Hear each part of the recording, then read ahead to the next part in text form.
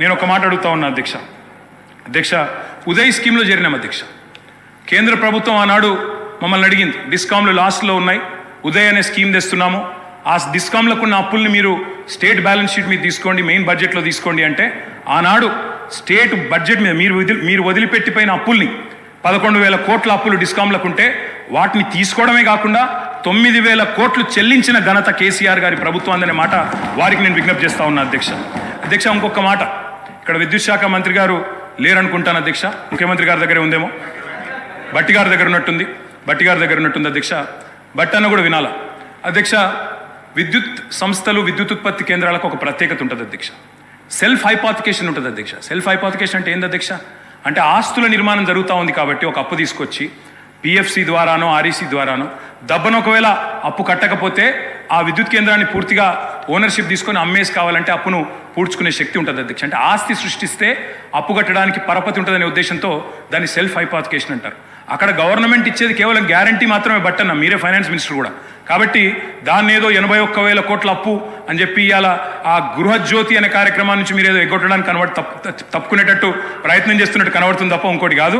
దయచేసి మహిళలకు ఇచ్చిన మాట, రాష్ట్రంలోని మధ్యతరగతి కుటుంబాలకు ఇచ్చిన మాట 200 యూనిట్లు ఫ్రీగా ఇస్తామని నిలబెట్టుకోండి. అప్పుల కంటే ఆస్తులు ఎక్కువ ఉన్నాయి. 1,37,571 కోట్ల ఆస్తులు సృష్టించి మీకు అప్పచెప్పాం, సవ్యంగా నడపండి అని చెప్పి కూడా నేను విజ్ఞప్తి చేస్తా ఉన్నా అధ్యక్ష. నేను ఇంకొక మాట అడుగుతా ఉన్నా అధ్యక్ష, విద్యుత్ ప్లాంట్లు కట్టడం తప్ప అధ్యక్ష? 2,700 మెగావాట్ల లోటుతో మీరు అప్పచెప్పిపోతే వాటిని అలా పెంచి బ్రహ్మాండంగా 19,000 మెగావాట్లకు చేర్చడం మేము చేసిన తప్ప? 7,700 మెగావాట్ల నుంచి 19,000 మెగావాట్ల సామర్థ్యాన్ని పెంచడం తప్ప?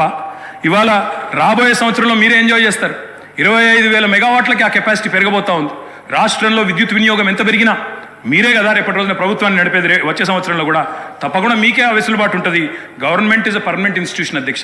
కాబట్టి ఆ విషయంలో బేసిజాలు అవసరం లేదు. మరి మీరు కొంత చేసినారు, మేము ఇంకా బాగా చేసినాం.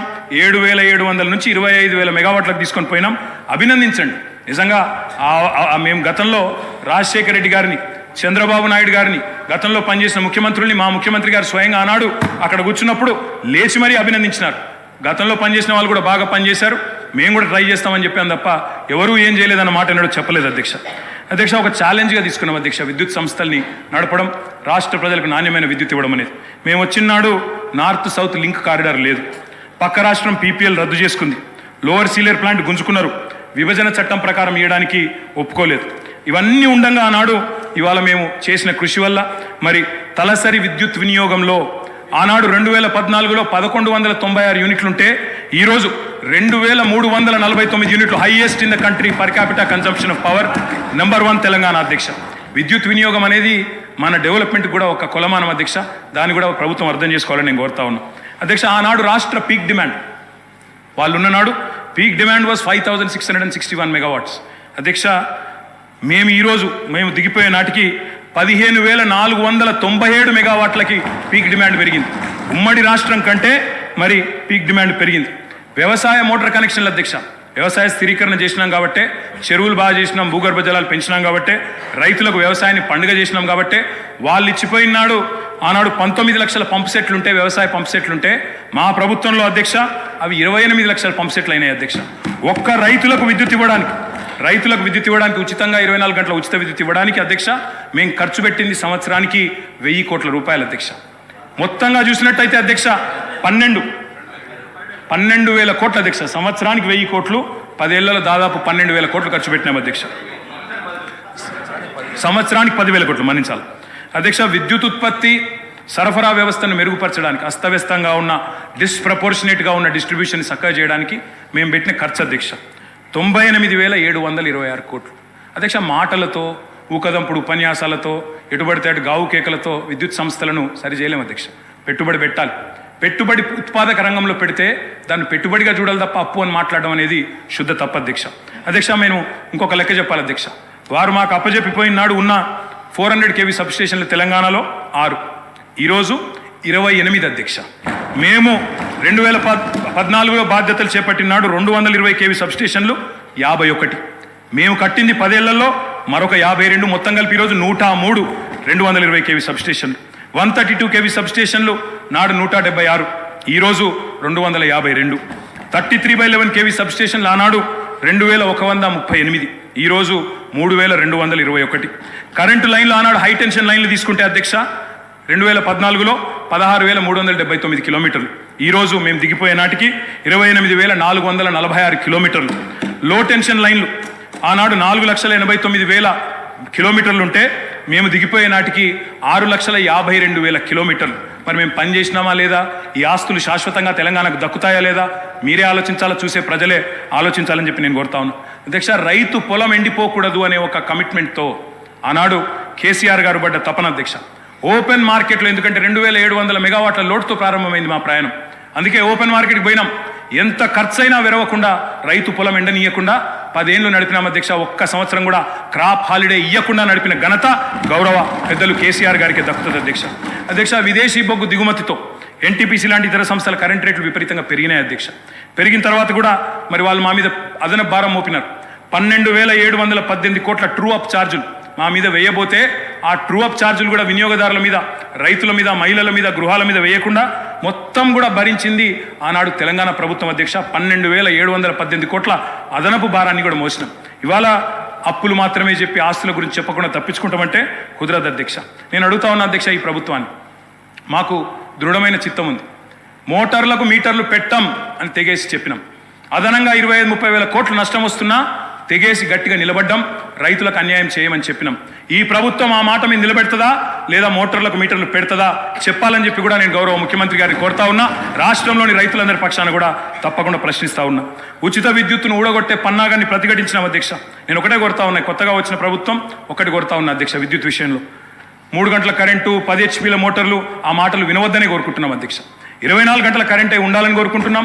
వ్యవసాయానికి 24 గంటల కరెంటే ఉండాలా, గృహాలకు 24 గంటల కరెంటే ఉండాలా, పరిశ్రమలకు కూడా మళ్ళీ పవర్ హాలిడే ఇచ్చే దుస్థితి రాకూడదని కోరుతా ఉన్నాం. వారే పిలుపునిచ్చారు అధ్యక్ష, కరెంటు బిల్లులు కట్టొద్దు, మేము వచ్చేస్తున్నాం కట్టకండి అన్నారు. మరి రాష్ట్రంలో ప్రజలు కట్టబోవడం లేదు. మరి వెంటనే మీరు గృహజ్యోతి కార్యక్రమాన్ని ప్రారంభించి మరి ఆ ఇచ్చిన హామీని కూడా నెరవేర్చాలని చెప్పి కూడా నేను కోరుతా ఉన్నా అధ్యక్ష. వ్యవసాయం విషయానికి వస్తే అధ్యక్ష, ఆనాడు మీకు తెలుసు అధ్యక్ష, ఎండిన చెరువులు, ప్రాజెక్టులు కట్టలేదు, రకరకాల అవస్థలు. ఒక్కొక్క ప్రాజెక్ట్ ఎస్ఆర్ఎస్పి కానీ అప్పర్ మానేర్, నా కాన్స్టిట్యున్సీ అధ్యక్ష, అప్పర్ మానేర్ అధ్యక్ష 12 ఏళ్ళకి ఒకసారి నిండేది. కుడెల్లి వాగులో, మంజీరాలో నీళ్ళే వచ్చేది కాదు అధ్యక్ష. ఆనాడు ఎన్నడూ ప్రాజెక్టుల విషయంలో పెద్దగా పట్టించుకోలేదు అధ్యక్ష. మరి ఇక నేను మళ్ళీ ఎక్కువ మాట్లాడితే ఎక్కువ మాట్లాడినాను అంటారు అధ్యక్ష, నేను దాని జోలికి పోను. ఆ రోజు కాంగ్రెస్ పరిపాలనలో పరిస్థితి ఏంటంటే అధ్యక్ష, కొంతమంది రైతులది వాళ్ళ ఇంటి పేరే ఆఖరికి వ్యవసాయంలో వచ్చిన ఛాలెంజ్ల వల్ల వాళ్ళ ఇంటి పేర్లే మారిపోయిన పరిస్థితి. నల్లగొండ పక్కకు మూషంపల్లి అని ఒక ఊరు ఉంటుంది అధ్యక్ష.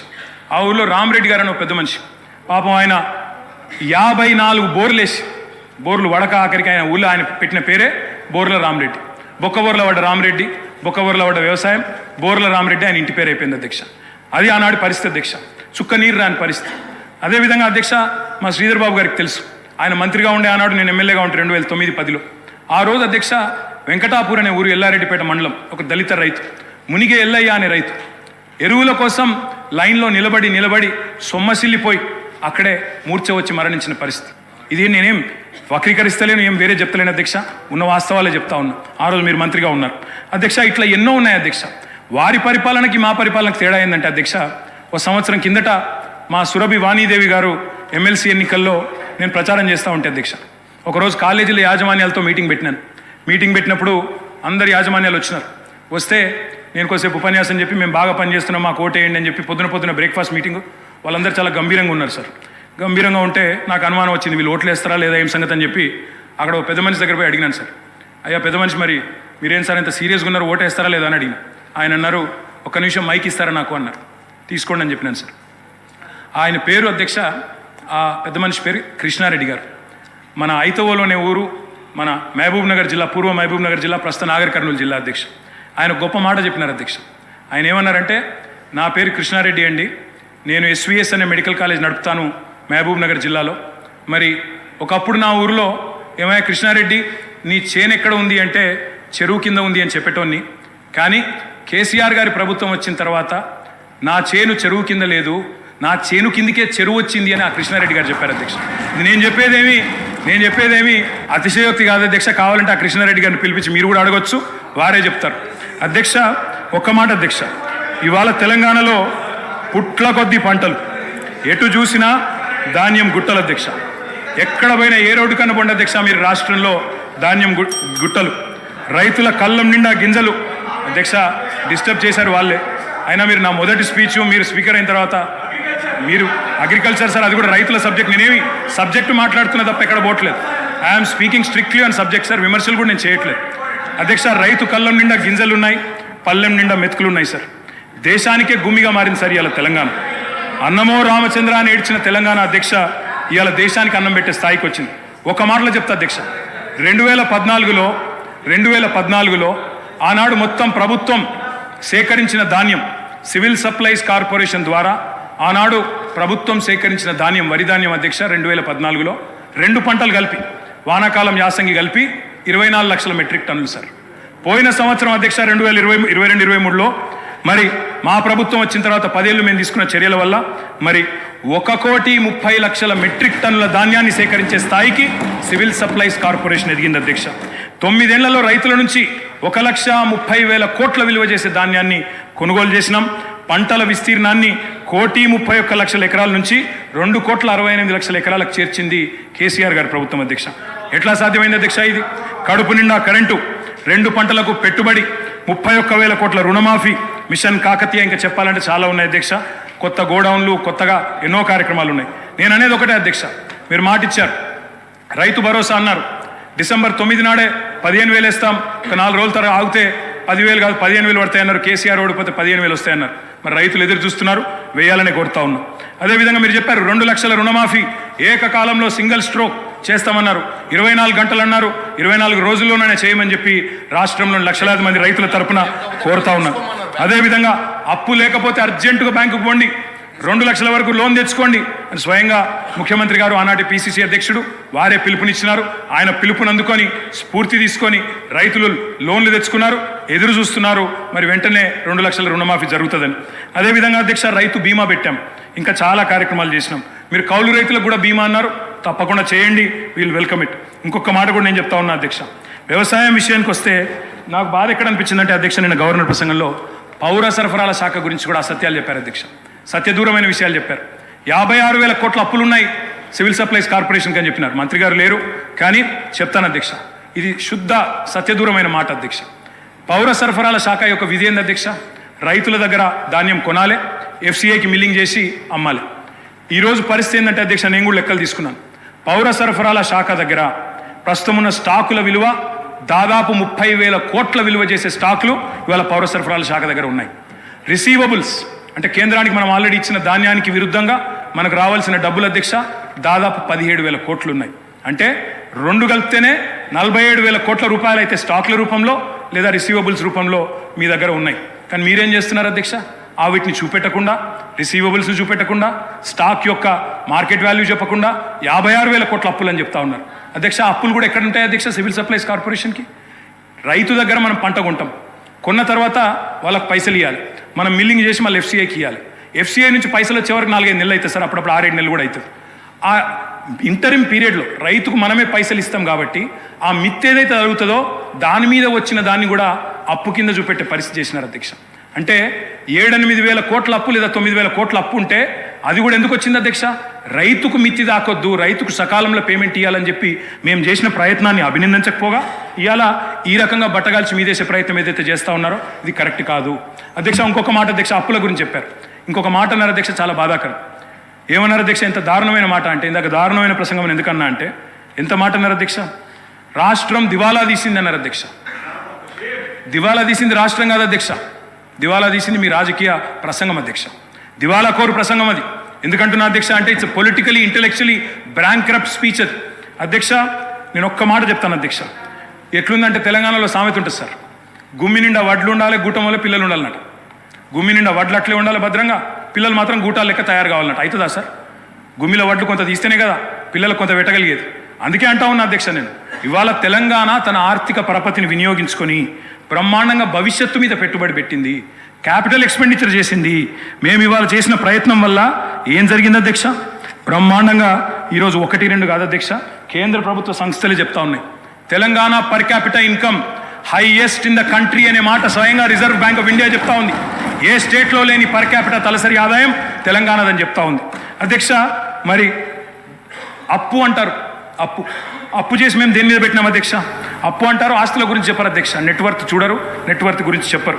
అప్పు చేసి మీలాగా పప్పు పిల్లలు వంచలేదు మేము. అప్పు చేసి చెప్తాను సార్, కాళేశ్వరం తొందర ఎందుకు పడుతున్నాం? చెప్తా తొందర ఎందుకు పడుతున్నాం? బరాబర్ చెప్తా. రాజగోపాల్,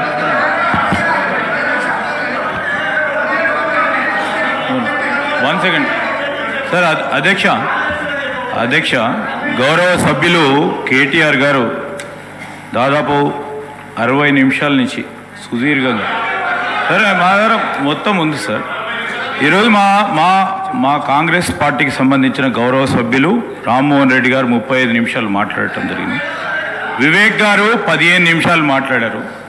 ఇప్పటి వరకు కేటీఆర్ గారు 57 నిమిషాలు, అంటే మా సభ్యుల కంటే ఎక్కువ సమయం స్పీకర్ గారు మీకు కేటాయింపు చేయడం జరిగింది. నేను కోరుతా ఉన్నాను స్పీకర్ గారిని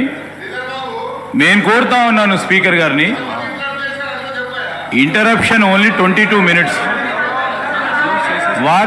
వారు పూర్తి స్థాయిలో ఇంటరప్షన్ టైం తీసే మాట్లాడుతూ ఉన్నాను sir.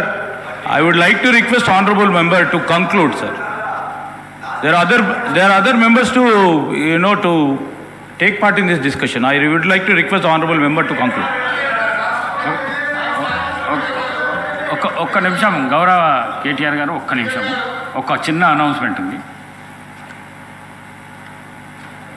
I am to announce to the House that I have nominated the following members to be on the panel of chairman for the first session: Sri Revula Prakash Reddy, Sri Balu Nayak, Sri Kausar Mainuddin, Sri Kunamaneni Sambashivarao. Sir KTR గారు. Speaker sir, 55 నిమిషాలు మాట్లాడానన్నారు అధ్యక్ష. 50 నిమిషాలు వారే మాట్లాడారు అధ్యక్ష. 5 మంత్రులు 50 నిమిషాలు తీసుకున్నారు. నేను కేవలం 5-10 నిమిషాలే మాట్లాడాను సార్. అసలు అయినా ఇంకోటి సార్, మేము 6 శాసనసభ్యులు ఇక్కడ బట్టన్న శ్రీధర్ అని ఇక్కడ ఉంటే 6 ఉంటే కూడా గంటన్నర మాట్లాడింది సార్. మా బట్టన్న ఆ రోజు అద్భుతంగా ప్రసంగించినారు కాబట్టి ఇవాళ మీరు అధికారంలోకి వచ్చారు. మీరు ముఖ్యమంత్రి ఉంటారు అనుకున్నాను, లేరు మీరు కానీ. బట్ మీరు అద్భుతంగా మాట్లాడినారు ఆ రోజు. మీ పర్ఫార్మెన్స్ బాగుండే బట్టన్న, అందుకే వచ్చినారు అధ్యక్ష. నేను అనేది ఒకటే అధ్యక్ష, శ్రీధర్ బాబు గారిని కూడా నేను కోరుతా ఉన్నాను. మీరు లెజిస్లేటివ్ అఫేర్స్ మినిస్టర్గా ఉన్నారు శ్రీధర్ బాబు గారు. ఇప్పుడు టైం కేవలం 12:30 అవుతుంది. మనం ప్రజలకు సబ్జెక్ట్ ఇంతకంటే పెద్ద సబ్జెక్ట్ ఏముంటుంది అధ్యక్ష? ఇప్పుడు మీరు కావాలంటే రాత్రి 12:30 దాకా మీరు నడపండి, మేము ఇక్కడే ఉంటాం. 12:30 దాకా కౌన్సిల్ రేపు కూడా నడపండి సార్. మేము నడపలేదా 1 గంట వరకు రాత్రి హౌస్ నడపలేదా? శ్రీధర్ బాబు గారు మీరు లేరా? మీరు బేజారా వెళ్ళిపోయిన మధ్యలో, కానీ మేము నడిపినాం, మీరు బేజారా వెళ్ళిపోయాను. అధ్యక్ష నేను ఒకటే అంటా ఉన్నా అధ్యక్ష, విద్యుత్తు విషయంలో, అప్పుల విషయంలో వారు మాట్లాడిన మాట, అప్పుల విషయంలో ఒక మాట చెప్పాలి అధ్యక్ష. ఇక్కడున్న 57 మంది కొత్త సభ్యులు ఉన్నారు అధ్యక్ష. They need to understand this. ఎందుకంటే అధ్యక్ష ఇంకొక రిక్వెస్ట్ కూడా మా సభ్యుల తరపున, కొత్త సభ్యుల తరపున కూడా నేను కోరుతా ఉన్నా అధ్యక్ష. కొత్త సభ్యులకు దయచేసి మీరు, ఎందుకంటే చాలామంది, నేను కూడా కొత్తగా సభ్యుడైనప్పుడు నిజంగా ఎమ్మెల్యే ఏం చేయాలన్నది కూడా అవగాహన ఉండదు సార్. కొన్ని రోజులు ఏం చేయాలా, ఎంతవరకు చేయాలని కొన్ని రోజులు తెలియదు. మీరు కూడా దయచేసి స్పీకర్ గారు, కొత్తగా లెజిస్లేటివ్ అఫేర్స్ మినిస్టర్ గారు, ఒక 3-4 డేస్ ఓరియంటేషన్ కూడా పెట్టండి. మీ సభ్యులు ఉన్నారు, మా సభ్యులు ఉన్నారు, కొత్త వాళ్ళు చాలామంది ఉన్నారు. సీనియర్లతో కొంతమందితో చెప్పించండి, వాళ్ళకు కూడా లాభం జరుగుతుంది, సభ కూడా మంచిగా నడుస్తుంది. కాబట్టి దయచేసి ఆ దిశగా మీరు కూడా ఆలోచన చేయాలని కోరుతా ఉన్నా అధ్యక్ష. అప్పులను ఎన్నడూ వేరుగా చేసి చూడడం తప్పు అధ్యక్ష. అప్పులు, ఆస్తులు జనరల్గా ఎక్కడైనా కూడా ఎట్లా చూస్తారు అధ్యక్ష అంటే డెట్, జీడిపి కలిపి చూస్తారు. డెట్ ఎంత ఉంది, అప్పు ఎంత ఉంది, జీడిపి పరిమాణం ఎంత ఉందని చూస్తారు. ఇవాళ రేషియో కనుక మీరు చూసినట్టయితే, నిష్పత్తి కనుక చూసినట్టయితే 2-3 ఎగ్జాంపుల్ చెప్తాను సార్. ప్రపంచంలోనే అగ్రరాజ్యం మరి అమెరికా అధ్యక్ష, మనందరికీ తెలుసు. అమెరికా యొక్క డెట్ జీడిపి రేషియో అధ్యక్ష 123%, 123%. Japan is the second largest economy in the world sir. Japan యొక్క డెట్ జీడిపి రేషియో 215%. భారత ప్రభుత్వం యొక్క డెట్ జీడిపి రేషియో 57%. తెలంగాణ యొక్క debt GSDP ratio 27.8% only. I humbly request all of you, దయచేసి మనం ఎంత రాజకీయంగా ఎన్ని మాటలని అనుకోవచ్చు, కానీ ఇవాళ నేను చెప్పేది నా సొంత కవిత్వం కాదు అధ్యక్ష. This is the latest RBI report. I'm happy to furnish it to all the honourable members sir. మీరు నిన్నగాక మొన్న రిలీజ్ చేశారు. Highest GSDP in the country 5,05,000 కోట్ల నుంచి 13,27,000 కోట్లకు పెరిగింది అని గొప్పగా మా బట్టన్న తర్వాత ముఖ్యమంత్రి గారి ఫోటో పెట్టి నిన్నగాక మొన్ననే రిలీజ్ చేసినారు. పర్ఫార్మెన్స్ మాది, ఫోటోలు వాళ్ళవి, పర్వాలేదు సార్, ఏమి ఇబ్బంది లేదు. కానీ నెంబరే కదా సార్. అధ్యక్ష ఇంకొక మాట అధ్యక్ష, లయబిలిటీస్ చూసుకుంటే, డెట్ చూసుకుంటే, అప్పు చూసుకుంటే అధ్యక్ష, కింది నుంచి 28 రాష్ట్రాలు సార్ దేశంలో. 28 రాష్ట్రాల్లో ఇవాళ అప్పుల్లో ఎక్కడుంది తెలంగాణ అంటే 24వ ర్యాంకులో ఉంది సార్. 24వ ర్యాంక్. ఆర్థిక మంత్రి గారు ఇక్కడే ఉన్నారు. నేను తప్పు చెప్తే వారు సరి చేయవచ్చు. ఆర్బీఐ రిపోర్ట్ వారికి కూడా పంపిస్తాను. ఇది పంపించాం. ఆర్బీఐ రిపోర్ట్ పంపిస్తాను ఆర్థిక మంత్రి గారికి, స్పీకర్ గారి ద్వారా దయచేసి చూడాలని చెప్పి నేను కోరుతా ఉన్నాను. అధ్యక్ష ఇవాళ లేనిది ఉన్నట్టు, ఉన్నది లేనట్టు, రాష్ట్రం అప్పుల పాలైపోయిందని మాట్లాడుతూ ఉన్నారు అధ్యక్ష. ఇది కరెక్ట్ కాదు అధ్యక్ష. అదే అధికారులు, మీ కొత్త అధికారులు ఎవరు లేరు, అదే ఐఏఎస్ అధికారులు నిన్నటిదాకా మాతో పనిచేసిన వాళ్ళు, రామకృష్ణారావు గారు, శ్రీదేవి గారు, రొనాల్డ్ రాజు గారు, వాళ్ళే మీకు అదే చెప్తారు, కొత్తదేం చెప్పలేరు అధ్యక్ష. ఇప్పుడు వడ్డీల భారం కూడా మీరు తీసుకుంటే, వడ్డీల చెల్లింపు కూడా ఇతర రాష్ట్రాలతో పోలిస్తే మనకు చాలా తక్కువ. అర్థవంతమైన అప్పు కాబట్టే, డెట్ సస్టైనబిలిటీ ఇండికేటర్స్ కూడా కీలకం కాబట్టే ఆర్బీఐ కూడా రాష్ట్రాలన్నిటి మీద విశ్లేషణ చేసింది అధ్యక్ష. చేసి ఇది ఆర్బీఐ రిపోర్ట్ అధ్యక్ష. I would like to request the Honorable Finance Minister, Deputy Chief Minister Garu to pay attention to this Adhiksha. State-owned tax revenues. అంటే రాష్ట్రం కేంద్రం మీద ఆధారపడకుండా సొంత పరపతి ద్వారా సంపాదించుకునే పైసలను SOTR అంటారు, స్టేట్ ఓన్డ్ ట్యాక్స్ రెవెన్యూస్. అధ్యక్ష స్టేట్ ఓన్డ్ ట్యాక్స్ రెవెన్యూస్ 2015-16లో 76.4% ఉండేది. అంటే మీరు అప్పచెప్పిపోయినాడు. కానీ మేము సరిగ్గా నడిపినాం కాబట్టే కోవిడ్ తర్వాత కూడా భారతదేశంలో ఇవాళ second highest in the entire country 84.2%తో స్టేట్ ఓన్డ్ ట్యాక్స్ రెవెన్యూస్లో భారతదేశంలో 2వ స్థానంలో తెలంగాణ ఉన్నది అధ్యక్ష. కేవలం డెట్టు ఇది మాత్రమే కాదు అధ్యక్ష. తెలంగాణ ఎన్ని విజయాలు సాధించిందంటే, మల్టీ డైమెన్షనల్ పావర్టీ, బహుముఖ పేదరికాన్ని తగ్గించే దానిలో భారతదేశంలో అత్యంత ప్రభావవంతంగా పనిచేసింది తెలంగాణ అని. రాజకీయాల కోసం మమ్మల్ని విమర్శ చేయాలంటే చేయండి, కానీ రాష్ట్రాన్ని దయచేసి అబాస్పాలు చేయవద్దని చెప్పి నేను గౌరవ అధికార పార్టీ సభ్యులను కోరుతా ఉన్నా, అధికారంలో ఉన్న మంత్రులను కూడా కోరుతా ఉన్నా అధ్యక్ష. రైతుల ఆత్మహత్యలు, ఇది నేను చెప్తున్న మాట కాదు అధ్యక్ష, ఇది కూడా NCRB data, national crime records bureau. పూర్తి స్థాయిలో రైతుల ఆత్మహత్యలు ఇవాళ దాదాపుగా 0 అయింది. ఎక్కడ అంటే ఇదిగోండి అధ్యక్ష, ఇది తెలంగాణ రాష్ట్రం అని చెప్పి స్వయంగా NCRB చెప్తుంది అధ్యక్ష, నాది కాదు అధ్యక్ష. మీరు అన్ఎంప్లాయ్మెంట్ గురించి బాగా మాట్లాడినారు. అన్ఎంప్లాయ్మెంట్ ద్వారా వచ్చిన సూసైడ్స్లో ఇవాళ లోయెస్ట్ ఎక్కడ ఉంది అంటే అధ్యక్ష, 2020 సంవత్సరంలో 23 మంది ఆత్మహత్య చేసుకున్నారు తెలంగాణలో, 23లో 28 మంది, 22లో 28 మంది, అదేవిధంగా ఇంకొకటి చూస్తే 6 మాత్రమే అధ్యక్ష. You said sir, I'll conclude in 5 minutes sir, please give me 5 minutes అధ్యక్ష. అప్పుల విషయానికి వస్తే అధ్యక్ష, ఆర్బీఐ చెప్పిన లెక్కలే ప్రామాణికం. ఆయన ఇంకోటి సార్ శ్వేతపత్రాలు అంటున్నారు అధ్యక్ష. నేనేమంటున్నా అధ్యక్ష, every year controller and auditor general మీకు ప్రతి సంవత్సరం బట్టి గారు ఉన్నారు, శ్రీధర్ అన్న ఉన్నారు ఇదే హౌస్లో, మీకు ఎవ్రీ ఇయర్ బడ్జెట్లో మీకు బ్రహ్మాండంగా ఇచ్చాము, ఎవ్రీ ఇయర్ ఆడిటెడ్ రిపోర్ట్స్ ఇచ్చాం. అవి కాదా శ్వేతపత్రాలు? కొత్త శ్వేతపత్రాలు ఎడికెళ్ళి వస్తే మీరు కొత్తగా ఏం పెడతారు? ఇంకా నాకు తెలియక అడుగుతా అధ్యక్ష. డిస్కమ్ల రిపోర్ట్లు ఎవ్రీ ఇయర్ ఇచ్చాం, ప్రతి సంస్థ, ప్రతి corporation report every year we have tabled year. కాదంటారా చెప్పండి, legislative affairs minister should tell us. అధ్యక్ష ఇది ఏది జరగనట్టు 9 ఏళ్ళు మేమంతా దాచిపెట్టినట్టు, మీరు ఏదో బయట పెడుతున్నట్టు వెలికి తీసి అధ్యక్ష, మీరు అల్టిమేట్గా చేసేది ఏంటంటే కొండను దవ్వి ఎలుకని పడతారు తప్ప ఏముండదు. అలా కొండను దవ్వి ఎలుకని కూడా పట్టే ఉండదు, ఏమి జరగదు. పూర్తి అధ్యక్ష చేస్తున్నాను sir. I'm strictly speaking on the subject అధ్యక్ష. నేను ఒక మాట సహనం ఉండాలా. ప్రతిపక్షాలు మాట్లాడితే, ప్రజల తరపున మాట్లాడితే వినే ఓపిక, సహనం ఉండాలా. మేము కూడా తక్కువ లేము, మేము 39 మంది ఉన్నాం. మొత్తంగా చూస్తే ప్రతిపక్షంలో 54 మంది ఉన్నాం, మీరు 65 మంది ఉన్నారు. కాబట్టి దయచేసి ఓపిక ఉండాలా, వినాలా అధ్యక్ష. మీ కేంద్రం గ్రాంట్ల మీద కూడా మేము ఆధారపడలేదు అధ్యక్ష, ఎందుకంటే వాళ్ళు ఎట్లా వివరం తెలుసు. GST పరిహారం కూడా అత్యంత తక్కువ తీసుకున్న రాష్ట్రం ఏదంటే తెలంగాణ. సొంత పన్నుల ఆదాయంలో number 2 in the country Telangana. Per capital expenditure highest in the country, capital expenditure highest in the country, asset క్రియేషన్లో ఖర్చు పెట్టేది తెలంగాణ. ఆర్థిక వనరులను సమీకరించుకునే వెసులుబాటు ఉన్నప్పుడు తప్పకుండా వినియోగించుకోవాలి, వినియోగించుకోకపోతే తప్పవుతుంది అధ్యక్ష. నేను ఇంకొక మాట అంటున్నా, ప్రభుత్వ పెట్టుబడితో సార్ కంప్లీట్ చేయండి. కంక్లూడింగ్ సార్, అంత అసహనం ఎందుకు sir? Come to our rescue sir. నేను సబ్జెక్ట్ మాట్లాడుతున్నాను సార్, నేనేం వేరే మాట్లాడుతున్నారు. మీకు ఇచ్చిన సమయం కూడా అయిపోతుంది సార్. ఎట్లా సార్, మేము 39 మంది ఉన్నాం, ఒక్కనే సభ్యుని మాట్లాడుతున్నాను, అందుకే మీకు చాలా సమయం ఇచ్చినాం. వాళ్ళ 5 మంత్రులు డిస్టర్బ్ చేశారు సార్. ఏం పద్ధతి సార్? ఆ డిస్టర్బెన్స్ సబ్జెక్ట్ కూడా కానీ కంప్లీట్ చేయండి సార్. మీ ఇష్టం సార్, కూర్చోమంటే కూర్చుంటాను సార్, మానేమంటే మానేస్తాం, వెళ్ళిపోమంటే వెళ్ళిపోతాం సార్ బయటికి. కంక్లూడ్ చేయండి. ఏం సార్ ఇది? కంప్లీట్ చేయండి sir. Investment into productive sector is not debt sir. అధ్యక్ష ఒక్క మాటలో చెప్పాలంటే ఏం క్రియేట్ చేశారు అసెట్స్, ఏం క్రియేట్ చేశారు? అధ్యక్ష, మీరు కూర్చున్న కొత్త సచివాలయం కట్టిందే కేసీఆర్ గారు. మీరు పేరు మార్చిన ప్రగతి భవన్ కట్టిందే కేసీఆర్ గారు. ప్రతి జిల్లాలో కొత్త జిల్లాలో కొలువుదీరిన కలెక్టరేట్లు కేసీఆర్ గారు కట్టిందే. కమాండ్ కంట్రోల్ సెంటర్లు కట్టింది, కేబుల్ బ్రిడ్జ్లు, కొత్త రోడ్లు, ఫ్లైఓవర్లు, అండర్ పాస్లు హైదరాబాద్లో మీరు తిరుగుతున్నాయి. ఇవన్నీ తరగని ఆస్తులు, మీకోసం రాష్ట్ర ప్రజల కోసం ఇచ్చిన ఆస్తులు. యాదాద్రి ఆలయం నుంచి మొదలు పెడితే అంబేద్కర్ సచివాలయం దాకా మొత్తం కట్టిందే కేసీఆర్ గారి ప్రభుత్వం. అదేవిధంగా అధ్యక్ష 33 జిల్లాలుంటే అధ్యక్ష ఉత్తమన్న నవ్వుతున్నారు. అధ్యక్ష, వారు ఉన్నప్పుడు మంత్రిగా సూర్యాపేటలో మెడికల్ కాలేజ్ లేదు అధ్యక్ష. కానీ సూర్యాపేటలో మెడికల్ కాలేజ్ పెట్టింది ఎవరు అధ్యక్ష? కేసీఆర్ ప్రభుత్వం కాదా? నల్లగొండలో మెడికల్ కాలేజ్ పెట్టింది ఎవరు అధ్యక్ష? కేసీఆర్ ప్రభుత్వం కాదా? వికారాబాద్ జిల్లా చేసింది ఎవరు అధ్యక్ష? కేసీఆర్ ప్రభుత్వం కాదా?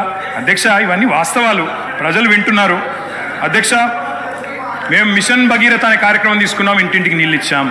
దానికోసం అప్పు చేశాం, అది తప్పంటారా? భవిష్యత్తు మీద పెట్టుబడి అంటారా? కరువును శాశ్వతంగా తరిమికొట్టే కాళేశ్వరం ప్రాజెక్టు కట్టాం, పాలమూరు రంగారెడ్డి ఎత్తిపోతల పథకం కట్టాం, దానికోసం అప్పు చేశాం, రాష్ట్ర ప్రజల కోసం చేసినాం. అది అప్ప పెట్టుబడా?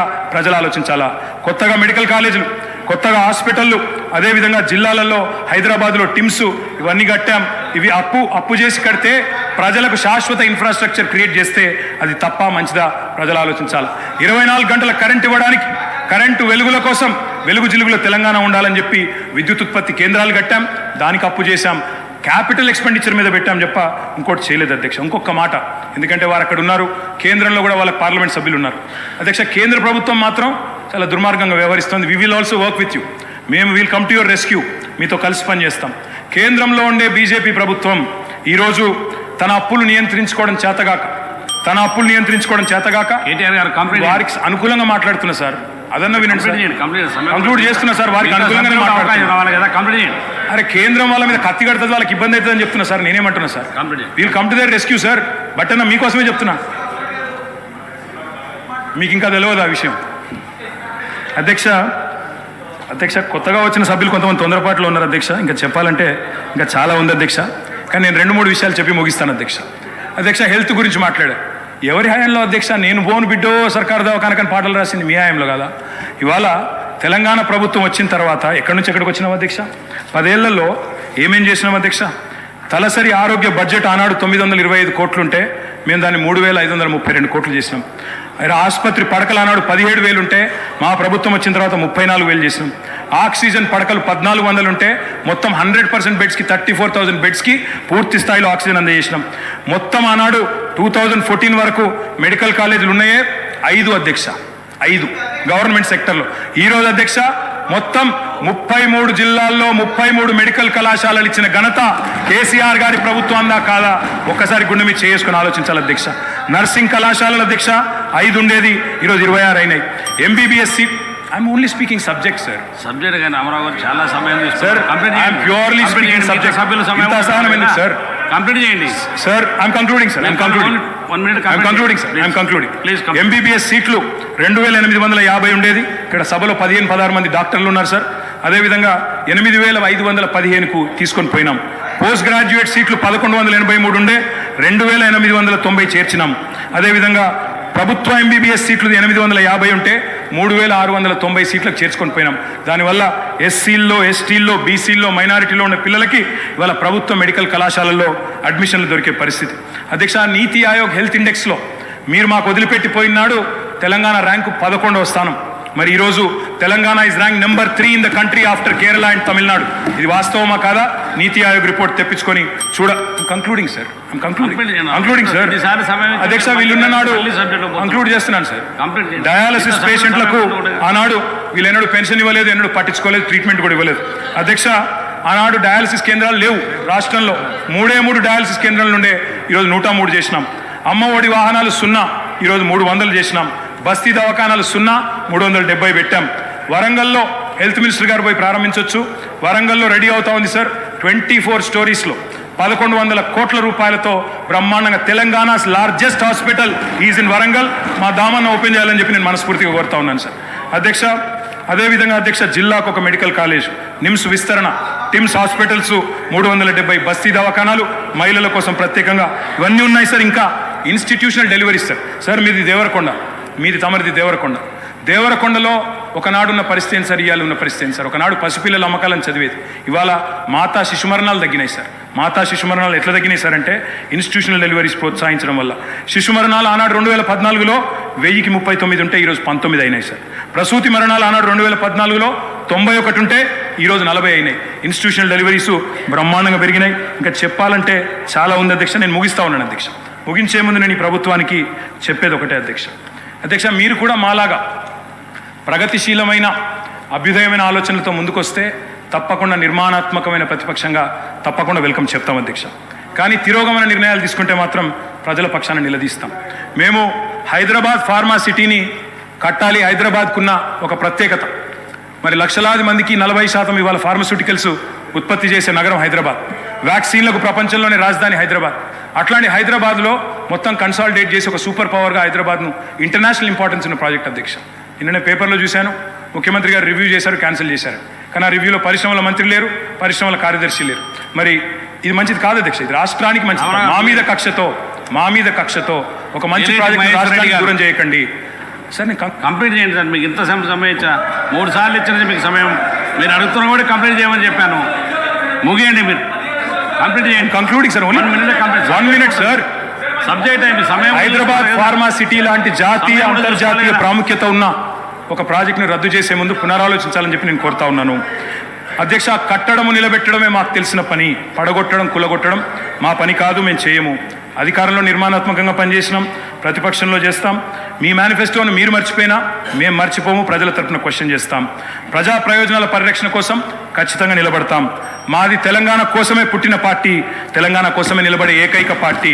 అందుకే మేము చెప్తా ఉన్నా అధ్యక్ష, ప్రజాకవి కాళోజీ చెప్పారు. ముగిస్తున్నాను సార్, ముగియండి. ప్రజాకవి కాళోజీ చెప్పారు సార్. ఏలేటి మహేశ్వర రెడ్డి గారు ముగియండి సార్. మరి కంక్లూడ్ చేయండి. మీరు ఎన్నిసార్లు సమయం ఇచ్చిన మీరు చేయకపోతే ముగియండి. ముగియండి, కంప్లీట్ చేయండి. తెలంగాణనే ప్రసంగం, తెలంగాణనే ఆశగా శ్వాసగా తెలంగాణ ప్రజల ప్రయోజనాలే పరమావిధిగా ప్రతిక్షణం పరితపించే పార్టీ మాది. పరపీడన వదిలించిన వాళ్ళం, పరాయి పెత్తనాన్ని సహించబోము. ఢిల్లీ నుంచో కర్ణాటక నుంచో రిమోట్లతో కంట్రోల్ చేయాలని చూస్తే ఊరుకోము. ప్రజాకవి కాళోజీ గారు చెప్పిన అయిపోయింది సార్. ఏలేటి మహేశ్వర రెడ్డి గారు, మీరు ఇంత సమయం అయితే మీరు రాజకీయ ప్రసంగం చేస్తున్నారు ఎట్లా సార్? మీకు ఇన్నిసార్లు సమయం ఇచ్చిన మీరు మళ్ళీ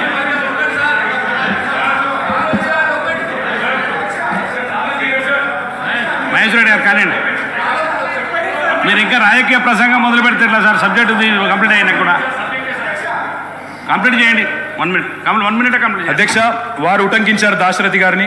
నేను ప్రజాకవి కాళోజీ గారికి చెప్పిన మాట చెప్తా ఉన్నాను సార్. ఇది లాస్ట్ పారాగ్రాఫ్ సార్, వదిలేస్తాను సార్. తర్వాత మీరు వారికి అవకాశం ఇవ్వండి, నో ప్రాబ్లం. ప్రజాకవి కాళోజీ గారు చెప్పినారు సార్, ప్రాంతేతరుడు ద్రోహం చేస్తే, మోసం చేస్తే ప్రాంతం పొలిమేరల వరకు తరిమి కొడతాం. ప్రాంతం వాడు మోసం చేస్తే ప్రాంతం లోపలే పాత పెడతాం. ఇదే కమిట్మెంట్తో పనిచేస్తాం. జై తెలంగాణ, జై కేసీఆర్. మహేశ్వర రెడ్డి గారు,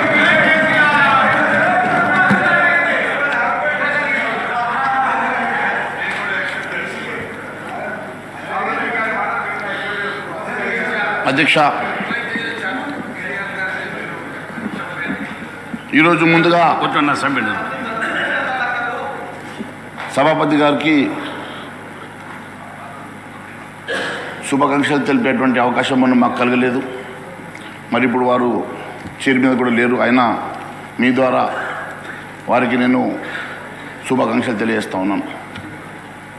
ఒక మంచి మనిషి, స్నేహశీలి, గతంలో మాతో పనిచేసేటువంటి అనుభవం ఉన్నటువంటి వ్యక్తిగా, నాకు తెలిసినటువంటి వ్యక్తిగా వారికి నేను భారతీయ జనతా పార్టీ తరఫున హార్దిక శుభాభినందనలు, శుభాకాంక్షలు తెలియజేస్తూ ఉన్నాను. అదే మాదిరి ఈరోజు ముఖ్యమంత్రి గారు కూడా సభలో లేరు, బహుశా చూస్తున్నారేమో ఛాంబర్ నుంచి. వారికి కూడా వారు ప్రమాణ స్వీకారం చేసిన తర్వాత వారికి శుభాకాంక్షలు తెలిపేటువంటి అవకాశం కలగలేదు. ఆ రోజు మేము ఊర్లో లేని కారణంగా మరి ఈరోజు మీ ద్వారా వారు మిత్రులు గౌరవనీయులు రేవంత్ రెడ్డి గారు ముఖ్యమంత్రిగా ప్రమాణ స్వీకారం చేసి సభాధ్యక్షుడిగా ఎన్నికైనందుకు కూడా వారికి కూడా భారతీయ జనతా పార్టీ తరఫున శుభాకాంక్షలు తెలియజేస్తూ ఉన్నాను. మిత్రుల అధ్యక్ష, నిన్న జరిగినటువంటి గవర్నర్ గారి ప్రసంగం కేవలం కాంగ్రెస్ పార్టీ మేనిఫెస్టో చదివినట్టుగానే ఉన్నది. హామీలు వారు చదివారు కానీ దాని ఇంప్లిమెంటేషన్ కానీ కార్యాచరణ కానీ ఏమి చెప్పకపోవడం కొంచెం బాధాకరంగా ఉన్నది. కార్యాచరణ చెప్పి ఉంటే బాగుండేదని చెప్పి మేము భావిస్తూ ఉన్నాం. కేవలం మేనిఫెస్టోకు చట్టబద్ధత లేకుంటే ఆ మేనిఫెస్టోకు విలువ ఉండదు. చట్టబద్ధత కోసం ముఖ్యమంత్రి గారు సంతకం చేశారు. బహుశా అధికారులు దాని మీద కసరత్తు చేస్తున్నారేమో. కానీ ఎంతసేపు 6 గ్యారంటీల విషయమే మాట్లాడుతూ ఉన్నారు కానీ మరి మిగిలిన 412 హామీల గురించి ఈ ప్రభుత్వం మాట్లాడడం లేదు. 412 హామీలు 420కి 8 హామీలు మాత్రమే తక్కువగా ఉన్నాయి. 412 హామీలు ఇచ్చారు.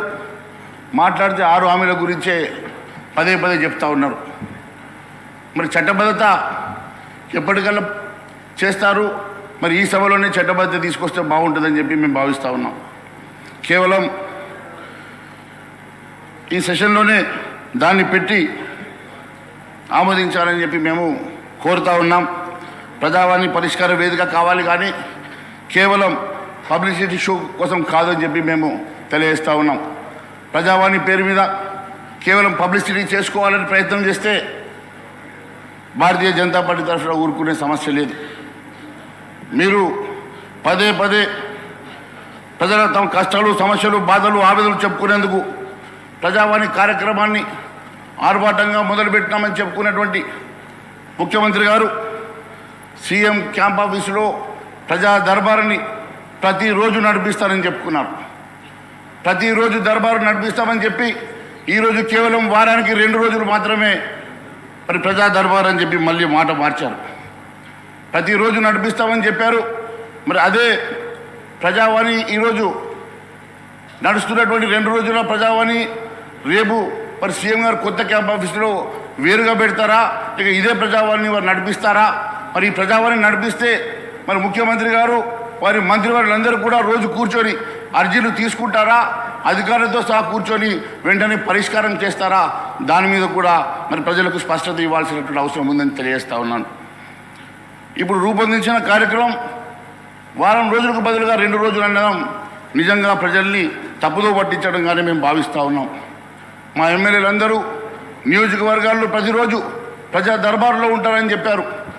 ఇప్పటికీ కూడా అవి ఎక్కడ కూడా మొదలైన దాఖలాలు కనబడడం లేదు. మహేష్ రెడ్డి గారు ప్రగతి భవన్ పేరుకే గవర్నర్ ధన్యవాదాలు. దాని మీద ఇవన్నీ అదే మాట్లాడుతున్నానండి. గవర్నర్ ప్రసంగంలో మాట్లాడిన అధ్యక్ష గవర్నర్ ప్రసంగంలో మాట్లాడించిన నేను చెప్తా ఉన్నాను. సబ్జెక్ట్ ప్రగతి భవన్ ప్రజాభవన్గా మారింది, ప్రజల వినియోగంకి మాత్రం రాలేదు. ఈరోజు ప్రగతి భవన్లో మీరు గతంలో ముఖ్యమంత్రి గారు చెప్పినట్టుగా ప్రగతి భవన్ హాస్పిటల్గా మారుస్తామన్నారు. అదే మాదిరిగా ప్రగతి భవన్ని స్టడీ సర్కిల్ చేస్తాము, అక్కడి నుంచి ఐఏఎస్ ఐపీఎస్ ఆఫీసర్ ప్రొడ్యూస్ చేస్తాము, అక్కడి నుంచి విద్యావంతులు ప్రొడ్యూస్ చేస్తాము, భారతదేశానికి వర్ణ తెచ్చేటువంటి వాళ్ళను ప్రొడ్యూస్ చేస్తామని చెప్పి ఆ రోజు మరి పిసిసి అధ్యక్షుడు ఉన్నటువంటి ఈరోజు ముఖ్యమంత్రి గారు చెప్పారు. మరి దాన్ని ప్రగతి భవన్ని ఈరోజు ప్రజా దర్బారుగా ఒకసారి మారుస్తే మరి ఉప ముఖ్యమంత్రి గారి రెసిడెన్స్గా కూడా ఒక భవనాన్ని ఇచ్చారు. మరి మీరు ఇచ్చినటువంటి హాస్పిటల్, మీరు హామీ ఇచ్చినటువంటి హాస్పిటల్ కానీ, మీరు హామీ ఇచ్చినటువంటి మరి స్టడీ సర్కిల్ కానీ మరి ఇక్కడ కూడా కనబడతలేదు. మరి దాని విషయంలో కూడా ప్రజలు స్పష్టత కావాలని కోరుకుంటా ఉన్నారు. అదే మాదిరిగా కేసీఆర్ సర్కారు చేసినటువంటి అప్పుల కుప్పల గురించి గవర్నర్ గారు ప్రసంగంలో మీరు మాట్లాడారు, ప్రసంగంలో చెప్పారు. మరి మీరు ఇంకా అదనంగా అప్పులు చేద్దామన్నా, లేకుంటే ఈ అప్పులు చూయించి ఈ అప్పుల కుప్పల్ని చూయించేసి ఇచ్చిన హామీల్ని తప్పించుకోవాలని ప్రయత్నం చేస్తే ప్రజలు ఊరుకునే సమస్య లేదని చెప్పి తెలియజేస్తా ఉన్నాను. ఇది అప్పులను సాగుగా చూపించేసి ఇచ్చినటువంటి హామీల్ని నెరవేర్చకుండా తప్పించుకుంటే ప్రజలు ఊరుకోరని చెప్పి కూడా తెలియజేస్తా ఉన్నాను. రాష్ట్ర పరిస్థితి దుర్భరంగా ఉందని, సర్కారు దాదాపు 5 లక్షల కోట్ల రూపాయలు అప్పు ఉందని చెప్పేసి పదే పదే చెప్తా ఉన్నారు. రాష్ట్ర పరిస్థితి దయనీయంగా ఉన్న సంగతి, అప్పుల సంగతి ప్రజలకు మనందరికీ తెలిసిన సంగతి.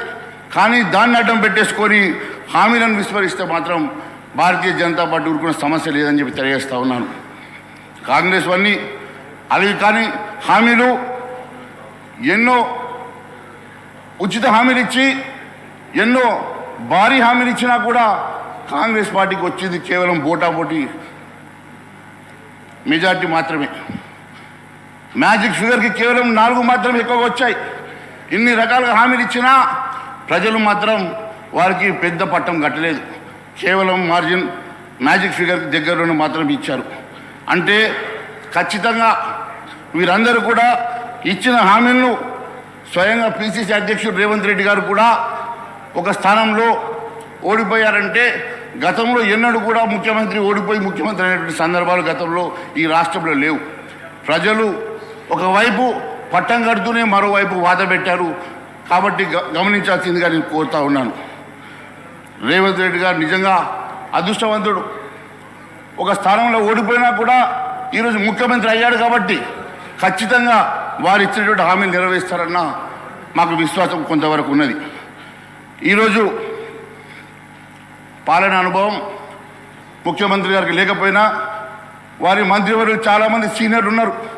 సీనియర్ మంత్రివర్యుల తప్పకుండా వారి సలహాలు సూచనలు తీసుకుంటారని నేను భావిస్తూ ఉన్నాను. వారికి అనుభవం లేకపోయినా ఎంతోమంది సీనియర్ మంత్రులందరూ కూడా వారికి అండగా ఉంటారు కాబట్టి వారి సూచనలు సలహాలు తీసుకొని ముందుకెళ్తారని చెప్పి మేము భావిస్తూ ఉన్నాం.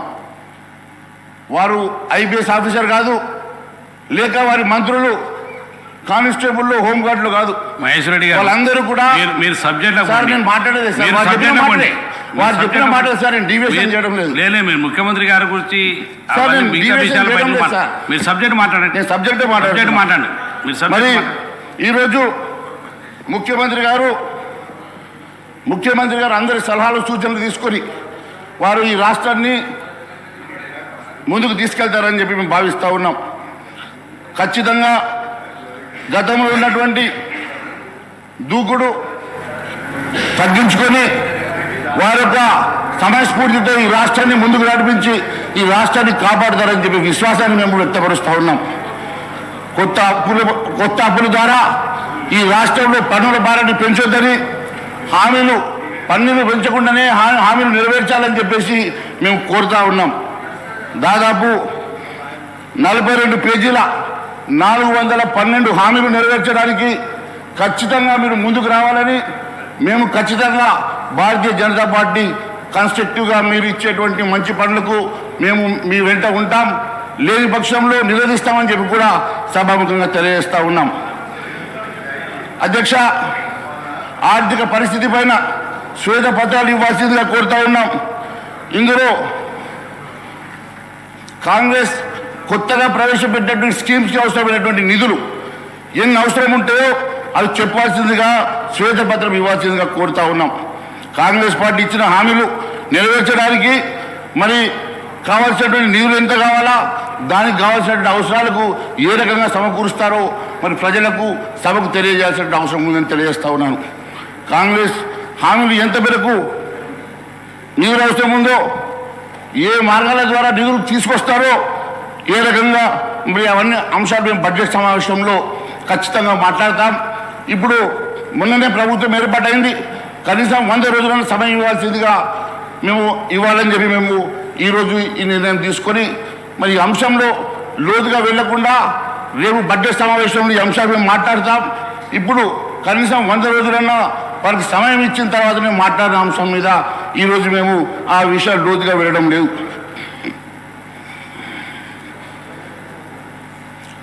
ఉచితాలు రాష్ట్రాన్ని ఇంకా అప్పుల ఊబిలోకి నెట్టే పరిస్థితి ప్రమాదం ఉన్నది. చేపలను ఇవ్వడం కాదు, చేపల్ని పట్టించడం నేర్పడం అవసరమని చెప్పి వారికి కావాల్సినటువంటి మరి ఉపాధి కల్పించడమే తప్ప ఈ రకంగా ఉచితాల వల్ల మరి పెద్దగా ఉపయోగం లేదని చెప్పి కూడా మేము తెలియజేస్తూ ఉన్నాం.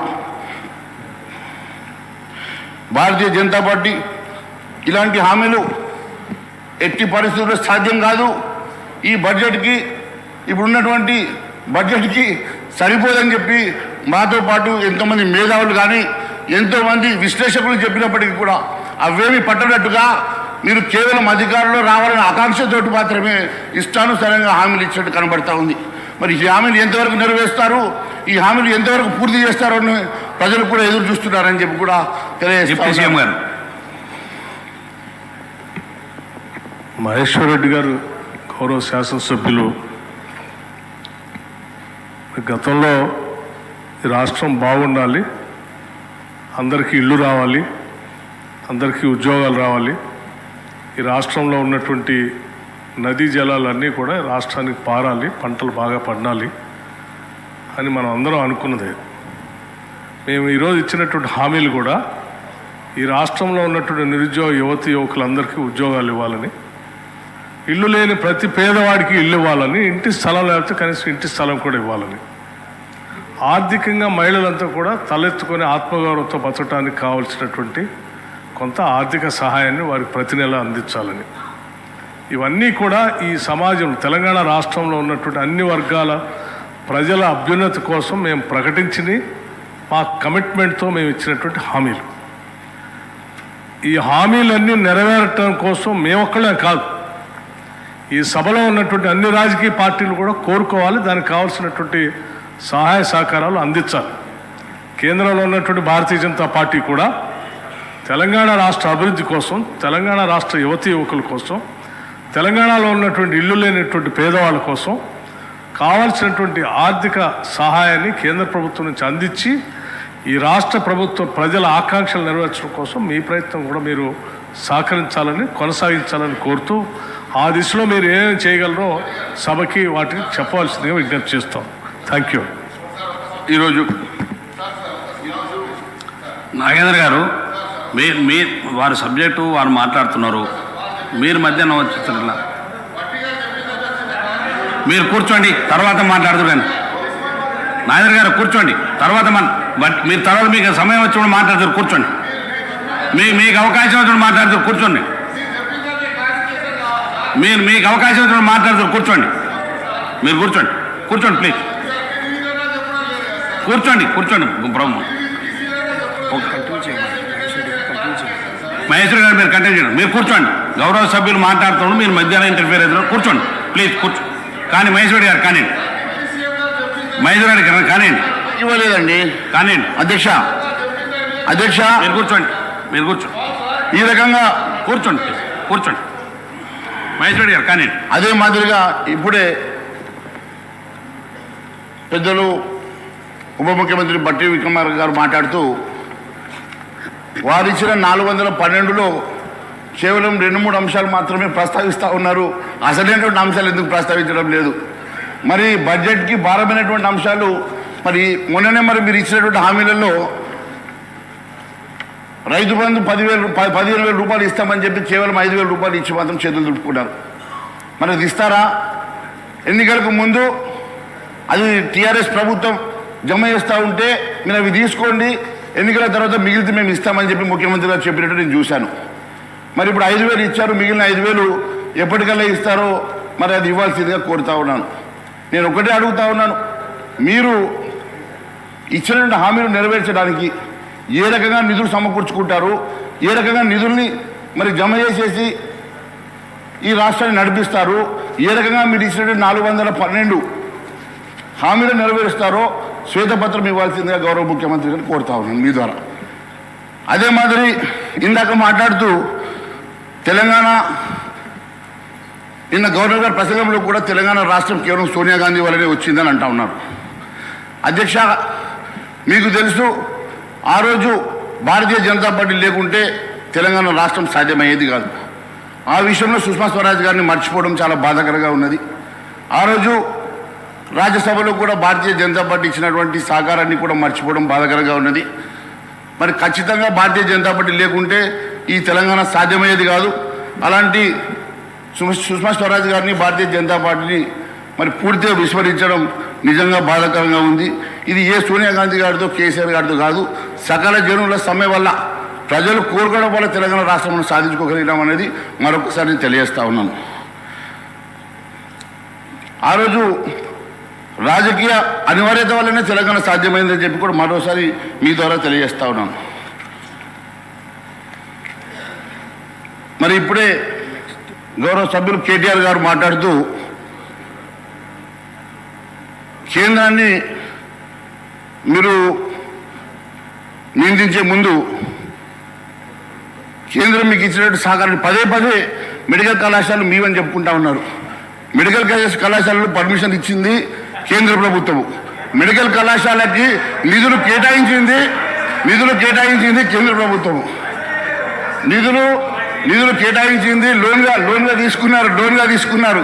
మళ్ళీ అంతేకాకుండా ఇప్పటివరకు మాట్లాడిన కేటీఆర్ గారు మళ్ళీ కేంద్రంలో ఏదైనా అంశం వస్తే మీకు వాళ్ళ సంగతి తెలియదు, రెస్క్యూకి వస్తా అంటున్నారు. అంటే వారి రెస్క్యూ మరి వారికి అవసరమా లేదా వారు తెలుసుకోవాలా?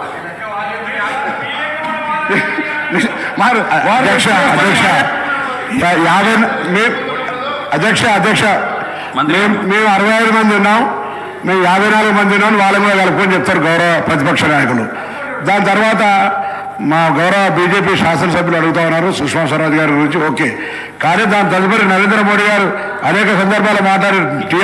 టీఆర్ఎస్ మౌనంగా ఉంటుంది. భారతీయ జనతా పార్టీ తరఫున ఉన్న ప్రధానమంత్రి తెలంగాణ సమాజాన్ని అవమానపరిచే విధంగా తలుపులేసి దొంగతనంగా తెచ్చుకోవాలన్నటువంటి మాట కూడా మీరు ప్రధానమంత్రి గారు మాట్లాడారు. వారికి జవాబు చెప్పాల్సిన అవసరం ఉంది. అలా దానికి పార్లమెంట్ సభ్యులుగా తెలంగాణలో ఉన్నటువంటి శాసనసభ్యులుగా అసలు మేము బీజేపీ చెప్పుకోవడానికి సిగ్గనిపించాలి. తెలంగాణ తల్లిని చంపి బిడ్డను తెచ్చుకున్నారని చెప్పిండు. భారతీయ జనతా పార్టీ తెలంగాణను అవమానపరచడం ఇంకెవరు అవమానపరచలే. అటువంటి పార్టీ అలా మళ్ళీ ఈ మాటలు చెప్తే ఎట్లా అధ్యక్ష? చూడండి మంత్రి సబ్జెక్ట్ మాట్లాడండి. అరే వారు సమాధానం చెప్పాలన్నా వద్దా అధ్యక్ష? వారు మాట్లాడిన సమాధానం చెప్పాలన్నా వద్దా? వారు ఇంత ఘోరంగా మాట్లాడుతూ ఉన్నారు. ఆ రోజు నిజంగా కూడా భారతీయ జనతా పార్టీ లేకుంటే ఈరోజు తెలంగాణ రాష్ట్రం సాధ్యమయ్యేదా? తెలంగాణ రాష్ట్రం సాధ్యమైన తర్వాత ఆ రోజు ఇచ్చిన సందర్భాన్ని గుర్తు చేసి ఉండొచ్చు. ఇచ్చిన సందర్భం తలుపులు పెట్టి మీరు ఇచ్చినారా, ఎట్లా ఇచ్చినారా అంటే ఆ రోజు అన్ని పార్టీల వాళ్ళు మీకు సపోర్ట్ చేయడం వల్ల తెలంగాణ రాష్ట్రం వచ్చిన సంగతి మాత్రమే గుర్తు చేస్తూ ఉన్నాను. మరి వీరేమో వారు రెస్క్యూకి వస్తా అంటే మరి వారి ఇద్దరి మధ్యలో ఇబ్బంది ఏమున్నదో తెలియదు. దాని మీద స్పందించడానికి మీరు ముందుకు రావడం లేదు. కానీ ఈ అంశంలో మీరు ఎందుకు వస్తూ ఉన్నారు? మీరు మా సభ్యులంటే లేవు, మీరు గౌరవ ప్రతిపక్షమని చెప్తాను అధ్యక్ష. 54 అని వారు చెప్తా ఉన్నారు. బీజేపీ ఎంఐఎం టీఆర్ఎస్ అని మేము ఆరోపించినట్టుగానే వాళ్ళు కలుపుకోరు. 54 అని వాళ్ళు చెప్తారు. అన్నయ్య పోలేదు సార్. మహేష్ రెడ్డి గారు మీరు సబ్జెక్ట్ ఎగిరితే సబ్జెక్ట్ మాట్లాడండి. వారు కేటీఆర్ గారు చెప్పింది కేవలం మేము 39 మంది ఉన్నామని మాత్రమే చెప్పారు. అపోజిషన్ లో 54 మంది ఉన్నారని చెప్పారు. కూర్చోండి. వారు అపోజిషన్ సంఖ్య చెప్పారు కానీ మీరు కలిపితే కలిసిపోతారా? మీరు కలిసిపోతారా? మీరు కలుపుకుంటారు. మహేష్ రెడ్డి గారు మీరు సబ్జెక్ట్ ఇవ్వాలండి. మాట్లాడు, కూర్చోండి. అదే మాదిరిగా చెప్తాను. సబ్జెక్ట్ మాట్లాడండి. అదే మాదిరి నేను మీ ద్వారా ఈ రాష్ట్ర ప్రభుత్వాన్ని అడుగుతా ఉన్నాను. కాంగ్రెస్ ప్రభుత్వం విడుదల చేసే శ్వేతపత్రంలో కేంద్రం గత 10 సంవత్సరాల నుంచి ఇచ్చినటువంటి అభివృద్ధి కోసం కానీ సంక్షేమం కోసం కానీ నిధులు ఎన్ని మంజూరు చేసిందో, ఎన్ని నిధులు ఇచ్చిందో వివరాలు దాంట్లో పొందుపరిస్తే బాగుంటుందని చెప్పి మేము వారికి ఆశిస్తున్నాం. గతంలో పాలమూరు రంగారెడ్డి ప్రాజెక్టు జాతీయ హోదా ఉంటే అమలు చేస్తామని చెప్పి నిన్న గవర్నర్ గారు ప్రసంగంలో చెప్పారు. అధ్యక్ష, కాంగ్రెస్ పార్టీ వరంగల్ డిక్లరేషన్లో ప్రతి ఎకరాకు సాగునీరు అందేలా నిర్దిష్ట సమయంలో అది సంపూర్ణ ప్రాజెక్టును పూర్తి చేస్తామని హామీ ఇచ్చింది. Congress manifesto Abhayahastam page number 8. ఆ తర్వాత 4వ చాప్టర్లో 3వ అంశమైన సాగునీటి పారుదల రంగం Congress manifesto Abhayahastam page number 20లో పాలమూరు రంగారెడ్డి ప్రాజెక్టులు జాతీయ హోదాకై కృషి చేస్తామన్నారు.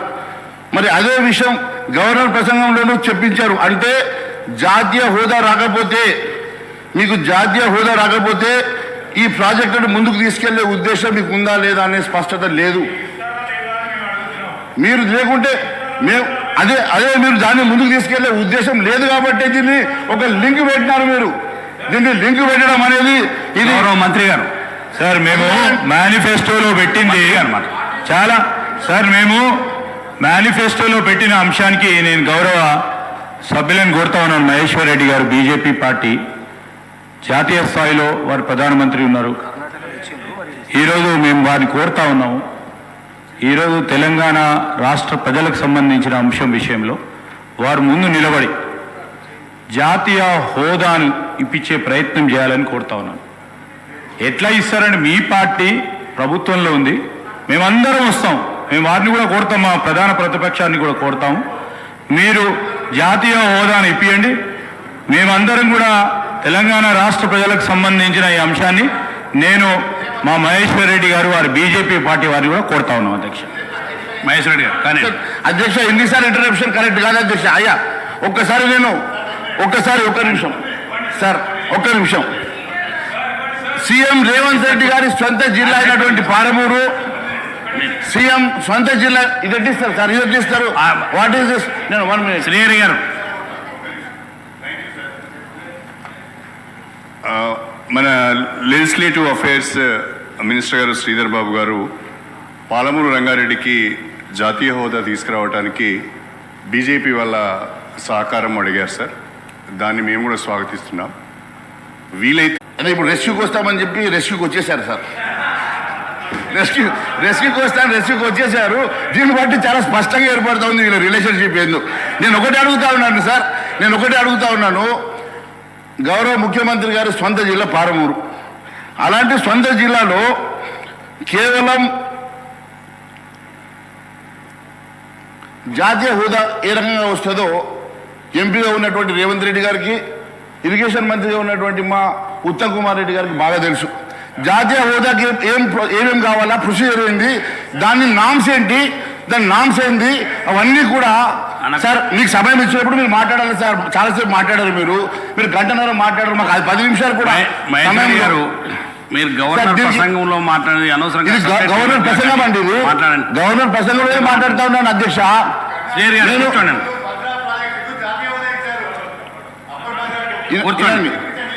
ఇప్పుడు ఒక జాతీయ హోదా రావాలంటే దానికి ఉన్నటువంటి నామ్స్ ఏంది, దానికి ఉన్నటువంటి ప్రొసీజర్ ఏందో గౌరవ ఎంపీగా ఉన్నటువంటి ముఖ్యమంత్రి గారికి కానీ ఉత్తమ్ కుమార్ రెడ్డి గారికి కూడా తెలుసు, ఇరిగేషన్ మంత్రిగా ఉన్నటువంటి వారు. మరి వారికి తెలియదా ప్రొసీజర్ ఏందో? దాన్ని మీరు కేవలం మా మీద పెట్టి ఎట్లా తప్పించుకోవడానికి ప్రయత్నం చేసినట్టుగా ఉంది తప్ప నిజంగా మీరు ఒక ప్రణాళిక ఏర్పాటు చేసుకొని ఇది ఎట్లా కంప్లీట్ చేస్తారని ఒక ముందు మాత్రం చెప్పడం లేదు. ఇది చాలా శోచనీయమది. సొంతగా మరి ముఖ్యమంత్రిగా జిల్లా సంగతిని తెలియజేస్తా ఉన్నాం. అన్నిటికన్నా కేసీఆర్ సర్కార్ మాదిరిగానే కాంగ్రెస్ ప్రభుత్వం కూడా మరి నిరుద్యోగ భృతి విషయంలో విస్మరించాలనే ఆలోచన ఉందా? మరి ఎందుకు నిన్న గవర్నర్ ప్రసంగంలో దాన్ని మనం మాట్లాడలేదని చెప్పి అడుగుతా ఉన్నాను. దాదాపుగా 35 లక్షల మంది నిరుద్యోగులు ఈరోజు మీరు ఇచ్చినటువంటి హామీకి 4,000 రూపాయలు ప్రతి నెల వస్తాయన్న హామీకి వాళ్ళందరూ కూడా ఈరోజు మరి ఎదురు చూస్తూ ఉంటే మీరు దాన్ని విస్మరించి పూర్తిగా ఏ రకంగా ఎగ్గొట్టే ఆలోచన చేస్తున్నట్టుగా ఉంది. ఇది ప్రజలు, నిరుద్యోగ యువత మిమ్మల్ని నమ్ముకొని ఓటేసినట్టు నిరుద్యోగ యువత 1000 కళ్ళతో ఎదురు చూస్తూ ఉంది మీరు ఏ రకంగా నిరుద్యోగ భృతిని ఇవ్వబోతున్నారు అని. దాదాపు దానికి కావాల్సింది ప్రతి నెల 1,400 కోట్ల రూపాయలు. అంటే దాదాపుగా మీరు 20,000 కోట్ల రూపాయలు ప్రతి సంవత్సరం మీరు అదనంగా మీరు దీన్ని సమకూర్చుకోవాల్సిన అవసరం ఉంది. ఇది మీరు హామీ ఇచ్చే ముందు ఆలోచన చేశారా? ఆలోచన లేకుండా కేవలం అధికారంలో రావడానికి మాత్రమే ఈ హామీ ఇచ్చారనే సంగతి మరి దయచేసి చెప్పాలని చెప్పి కోరుతా ఉన్నాను. అదే మాదిరిగా ఈ నెల 9వ తారీఖు రోజు 2 లక్షల రూపాయల రుణమాఫీ చేస్తామన్నారు. మరి 9వ తారీఖు అయిపోయింది అధ్యక్ష. మీరు 2 లక్షల రుణమాఫీ ఏ తారీఖుల్లో చేస్తారు? ఇప్పటికే మాట తప్పారు. 9వ తారీఖు దాటింది. మరి మొన్ననే ప్రభుత్వంలోకి వచ్చాం కాబట్టి మేము దాన్ని లోతుగా మిమ్మల్ని ప్రశ్నిస్తలేము. కానీ ఖచ్చితంగా 2 లక్షల రూపాయల రుణమాఫీ చేసే వరకు మేము వెంట పడతాం. ఖచ్చితంగా ప్రజా గొంతుకై మేము దీని మీద మాట్లాడతామని తెలియజేస్తా ఉన్నాను. మహిళలకు 2,500 రూపాయలు ప్రతి నెల ఇస్తామన్నారు. ఇంకా దాని మీద పూర్తి మరి వివరణ కానీ ఇచ్చేటువంటి మరి ప్రొసీజర్ కానీ ఇంకా మీరు దాని మీద ఏమి మాట్లాడకపోవడం నిజంగా శోచనీయమని తెలియజేస్తా ఉన్నాను. అంతేకాదు అధ్యక్ష, ఎంతో ఉత్సాహంతో ఈరోజు అందరూ కూడా కాంగ్రెస్ ప్రభుత్వం ఏర్పాటు చేసుకొని మీరు కేవలం 64 మంది మెంబర్స్ తోటి మాత్రమే మీరు ఈరోజు అధికారంలో ఉండి అధికారం తెచ్చుకొని ప్రజలు మీకు 2/3 మెజార్టీ ఇవ్వలేదు. ఎన్ని పెద్ద హామీలు ఇచ్చినా నెరవేర్చలేని హామీలు ఇచ్చినా మీకు ప్రజలు కట్టబెట్టింది కేవలం 64 సీట్లు మాత్రమే. కాబట్టి నేను మిమ్మల్ని ఒకటే కోరుతా ఉన్నాను, దయచేసి ప్రజలు మీ మీద పెట్టుకున్నటువంటి ఎన్నో ఆశల్ని వమ్ము చేయకుండా మీరు ఇస్తామని ఒప్పుకున్నటువంటి హామీలను నెరవేర్చాల్సినది.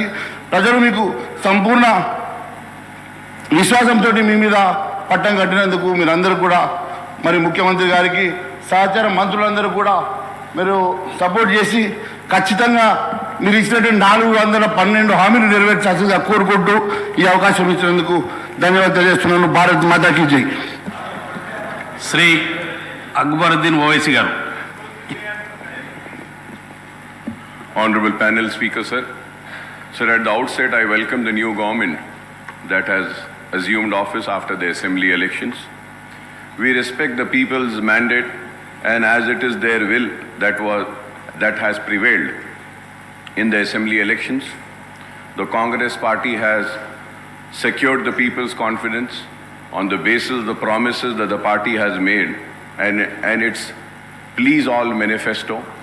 I would like to point out here that our party, MIM, will play the role of constructive opposition in the state. We will voice the aspirations and grievances of the people, offer our advice and suggestions, and also point out the acts of omission and commission of the government. Sir, उसके साथ ही साथ मोहतरम panel speaker साहब, मैं ये ज़रूर बात कहते हुए अपनी बात को आगे बढ़ाऊंगा, और ये बात मैं ऐवान के तवज्जो में लाना चाहता हूं और इस ऐवान के ज़रिए आवाम को भी मुतवज्जे करता हूं इस बात पर कि रियासत तेलंगाना के मुसलमानों ने इनको भी जिताया है, इनको भी जिताया है, लेकिन न इन्होंने एक भी मुसलमान को नहीं जिताया है। और मुसलमानों की नुमाइंदगी करने वाली जमात को ख़त्म करने के मंसूबे व साजिशें बनाई गई, कोशिशें की गई, लेकिन वो साजिशें, वो मंसूबे, वो ख्वाब चुकनाचूर हो गए। हम जहां थे वहीं हैं और वहीं रहेंगे। हम में कोई कमी नहीं आई।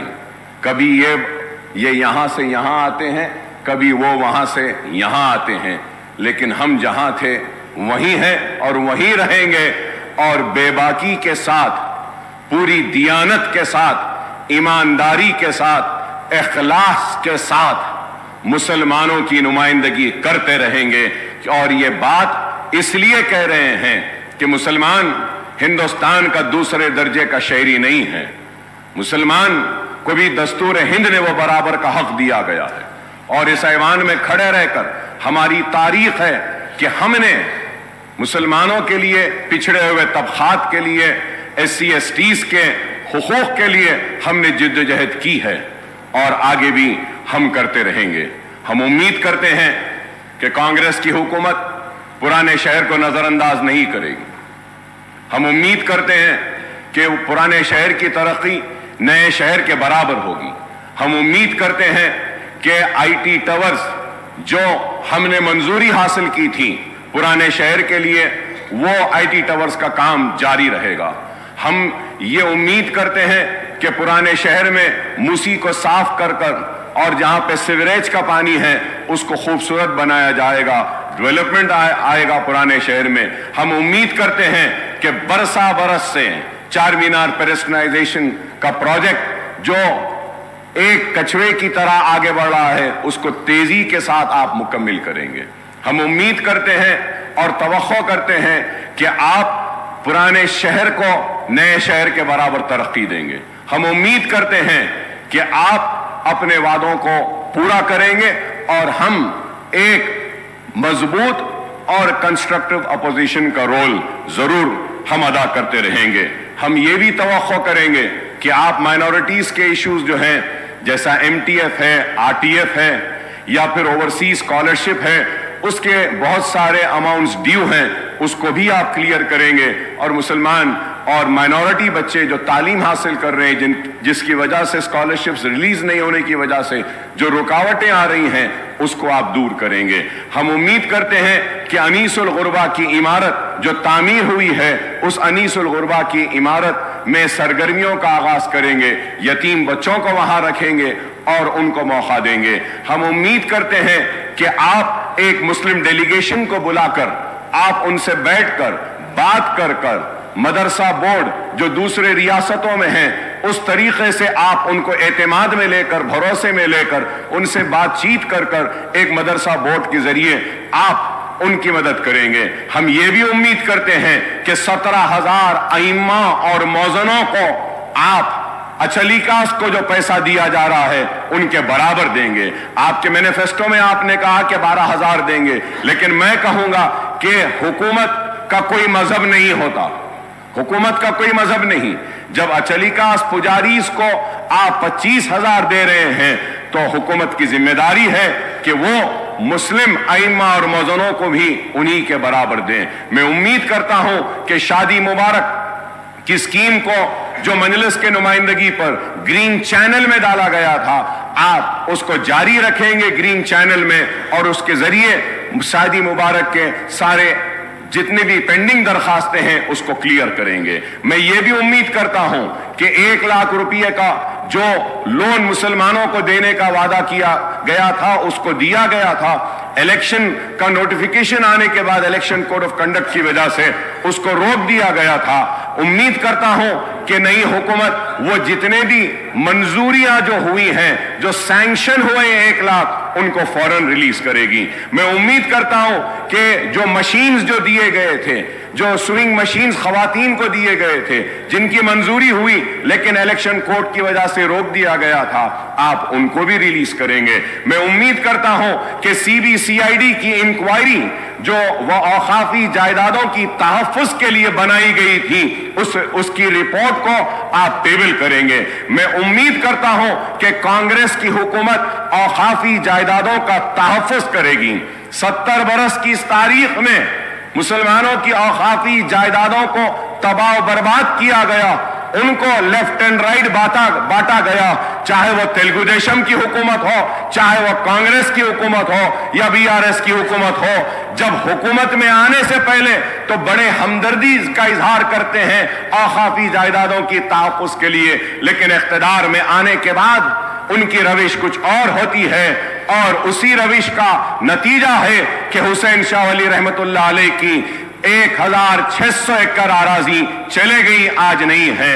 आज मैं उम्मीद करता हूं कि आप उसको टेबल करेंगे। मैं उम्मीद करता हूं कि आलेर का इनकाउंटर जो हुआ, पुलिस की मौजूदगी में, पुलिस की कस्टडी में पुलिस एनकाउंटर करके उन मासूमों को मार देती है। हमारे मुतालबे पर एक इंक्वायरी कमेटी बनाई गई थी। मैं उम्मीद करता हूं कि आप टेबल करेंगे उस रिपोर्ट को और वो कातिलों को सजा देंगे जो पुलिस कस्टडी में उन मासूमों को गोली मारकर मार दिए गए। मैं उम्मीद करता हूं कि हुकूमत मसाजिद का तहफ्फुज करेगी। मैं उम्मीद करता हूं कि आशुर खानों का तहफ्फुज करेगी, क्योंकि आज बातें तो बहुत की जाती हैं लेकिन हमको इंसाफ से महरूम रखा जाता है। मैं आपके जरिए यह बात जरूर कहना चाहता हूं कि मजलिस इत्तेहादुल मुस्लिमीन हर सेशन में या हर असेंबली में आवाज को बुलंद करती है और अपने हक को हासिल करती है, और हम जिद्दोजहद करते हैं। पुराने शहर में रोड वाइडनिंग्स की मंजूरियां हुई है लेकिन रोड वाइडनिंग्स नहीं हुए हैं। बोजागुट्टा में वहां पे हाउसिंग के लिए बार बार मुतालबा किया गया, नहीं हुआ। मैं ये भी बात आपसे कहूंगा कि मजलिस इत्तेहादुल मुस्लिमीन और मैंने ऐवान असेंबली में इस मसले को बार बार उठाया, और उस वक्त के चीफ मिनिस्टर KCR साहब ने मंजूरी दी थी। लाल दरवाजे की मंदिर के लिए 20 करोड़ रुपए मंजूर किए थे, लेकिन आज तक भी लाल दरवाजे की उस मंदिर के काम के लिए आगाज नहीं हुआ। मीटिंगें तो बहुत हुई लेकिन काम नहीं हुआ। और पुराने शहर के पेरिस्ट्राइजेशन के प्रोजेक्ट के लिए, हॉकर्स के लिए ब्रिजेस डालने का ऐलान किया गया, वो भी काम अभी पेंडिंग है। पार्किंग लॉट्स का है। मैं नई हुकूमत के सरबराह और चीफ मिनिस्टर साहब से, रेवंत रेड्डी साहब से मुतालबा करूंगा कि आप पुराने शहर के और शहर हैदराबाद के सारे हमारे एमएलएस की एक मीटिंग बुलाइए। हम सारे मसाइल को आपके सामने रखेंगे और उन मसाइल को आप एक के बाद एक उनको हल करते हुए आप आगे बढ़े, तो हम आपके ममनून और मशकूर रहेंगे। इसके साथ ही साथ मैं ये बात भी कहूंगा आपसे कि आपने अपने मैनिफेस्टो में इतने वादे, इतने ऐलानात सब कुछ किए, लेकिन अफसोस के साथ कहना पड़ता है कि मैनिफेस्टो में उर्दू का जिक्र नहीं था।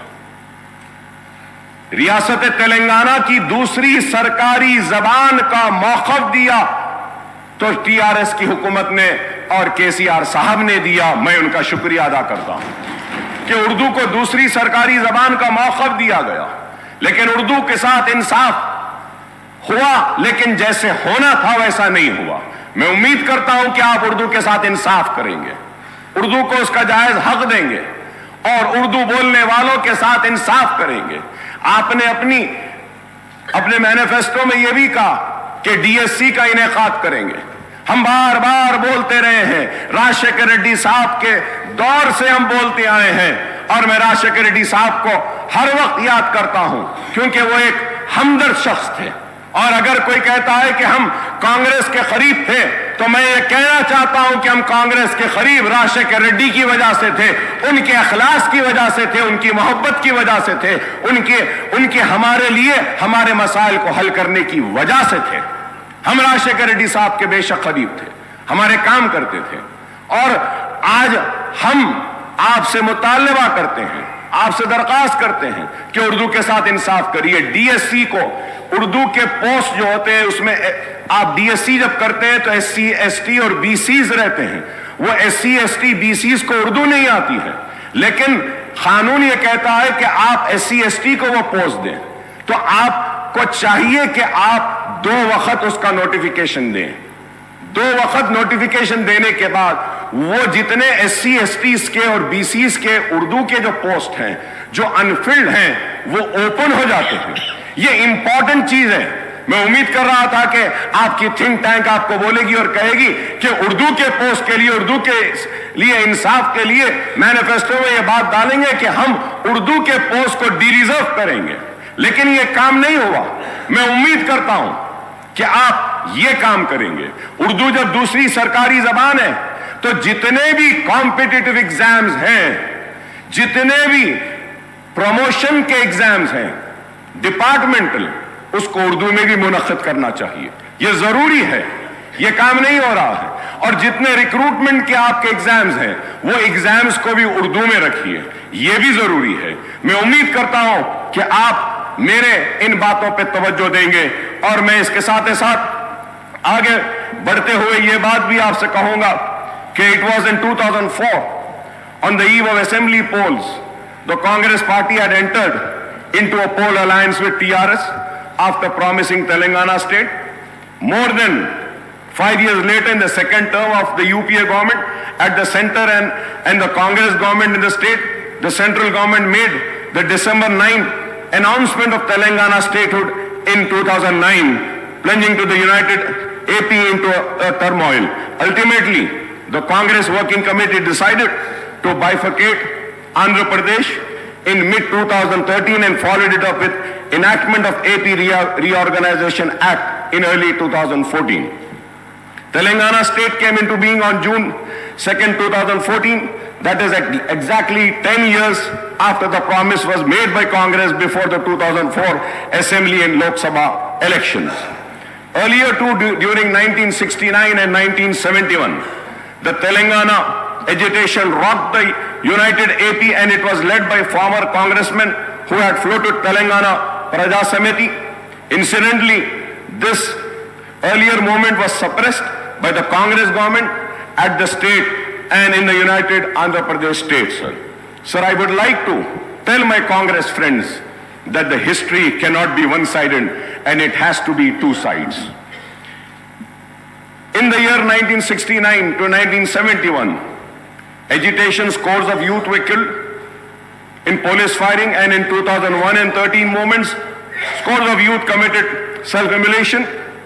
Who or which government were responsible for these deaths? I don't know how the change of government following the assembly polls can be called as the liberation of Telangana people from 10 years of repression. So I'm saying this because I'm very saddened. When I was going through the Honorable Governor's address, in my 25 years of legislature life, I have never seen such an address by any government. Sir, I'm sorry to say, but I still feel like the Congress party is still in the election mode. Elections have ended. We said what we had to say. We criticized how much we wanted to. We also leveled allegations, personal remarks. But now, people have given their verdict. They have chosen you, and they have chosen them to sit there. They have chosen us to be here. So now we have to come together for the development of the state. We have to come together to fulfill the promises made by the party which has been given the responsibility of governing the state for the next 5 years. Sir, going further ahead, sir, the Congress and BRS term September 17th, 1948, the day of accession or merger of erstwhile Hyderabad state into Indian Union as integration day, whereas the BJP and left party term it as a liberation day. Now the Congress wants to celebrate the liberation day on December 3 or maybe December 7 as the party regained power after a gap of nearly 10 years since the formation of Telangana state. The Congress party has taken the historic decision on formation of Telangana state, but in the elections held in 2014, the people had given the mandate to TRS, which had fought for separate statehood. There is no doubt, yes, they had fought. And many other leaders joined them, and everybody fought for it. Yes, but we cannot deny the major role of TRS and the major role of KCR. Again in 2018, the people voted for the TRS, which secured a greater majority. So terming the people's verdict in the previous two elections as something undemocratic or vote of autocratic, dictatorial or feudal role sounds something very sad, sir. It is not, sir. Sir, we are here. Sir, it is a democracy. We are living in a democracy. The people have the right. They can give me an opportunity or they can reject me. So we cannot question the decision of the people. If today the Congress is questioning and giving names to the verdict of the people of yesteryears, then the same thing might happen with the Congress for the verdict which have been given today by the people. We need to be cautious. Sir, we need to be very cautious. Elections have ended. We are here for progress. We are here for development. We are here to fulfill the promises made to the people. We have to be focused on that rather than, pulling each other apart from so terming the people's verdict, I have already said, sir, apart from the 6 guarantees outlined under Abhay Hastam and the promises made under Right to Youth, SC, ST, Minority, BC Declaration, many other initiatives have been assured by the Congress. Understandably, the Governor's address has set out the priorities, policies, programs and schemes of Congress government for all-round development of the state and welfare of all sections of people. I would like to recall that the backward classes, scheduled caste, scheduled tribe and minorities account for an overwhelming proportion of the state's population, sir. They together constitute almost 85%, BCs 46%, SCs 15.5%, STs 9.2% and minorities 14.3% of the state's population, sir. The Congress has committed to provide a better deal to all these sections. It has promised to introduce minority sub-plan as also the BC sub-plan, named after Mahatma Jyoti Phule. The Congress has assured to spend 2,000 crore per annum, amounting to rupees 1 lakh crore in 5 years period for BC welfare, and this is a welcome step, sir. Similarly, the party has assured to enhance the minority welfare budget to rupees 4,000 crores, including 1,000 crore annually for subsidized loans to minority youth and women, sir. Sir, when I say about and I talk about 4,000 crores for minority, let me make it very, very clear to the government, sir, what the Congress government is doing in Karnataka and what it was doing in Rajasthan. And, you know, they were calculating the amount spent on other schemes also in the minority budget. Kindly do not do that. If we have to see the other schemes with which the minorities got benefited in the last 9.5 years, like in pension, like in Shadi Mubarak or Raitu Bandhu, Raitu Bima and other schemes where Muslims are also part. If we have to take into account that amount and the 2,200 crores, we have already crossed 5,500 crores. I hope that the 4,000 crores will be only for minority welfare department. I hope that. I hope. So the Congress has promised to rename Dalit Bandhu scheme as Ambedkar Abhaya Hastam and extend it to both SCs and STs and to raise the financial assistance to rupees 12 lakh per family, sir. The party has also assured to raise the reservation of SC/STs to 18% and 12% respectively, sir. However, the Congress has maintained a silence on the demand for raising the reservation for socially and economically backward sections of Muslims of 12%, sir. Congress ने अपनी election की campaigning में इल्जाम लगाया 12%, 12%, 12%, मगर 12% का जिक्र अपने मैनिफेस्टो में नहीं किया। मैं जानना चाह रहा हूं चीफ मिनिस्टर साहब से, ठीक है इन्होंने नहीं दिया, क्या आप देने वाले हैं? क्या आप देंगे? क्या आप सिंसियर हैं?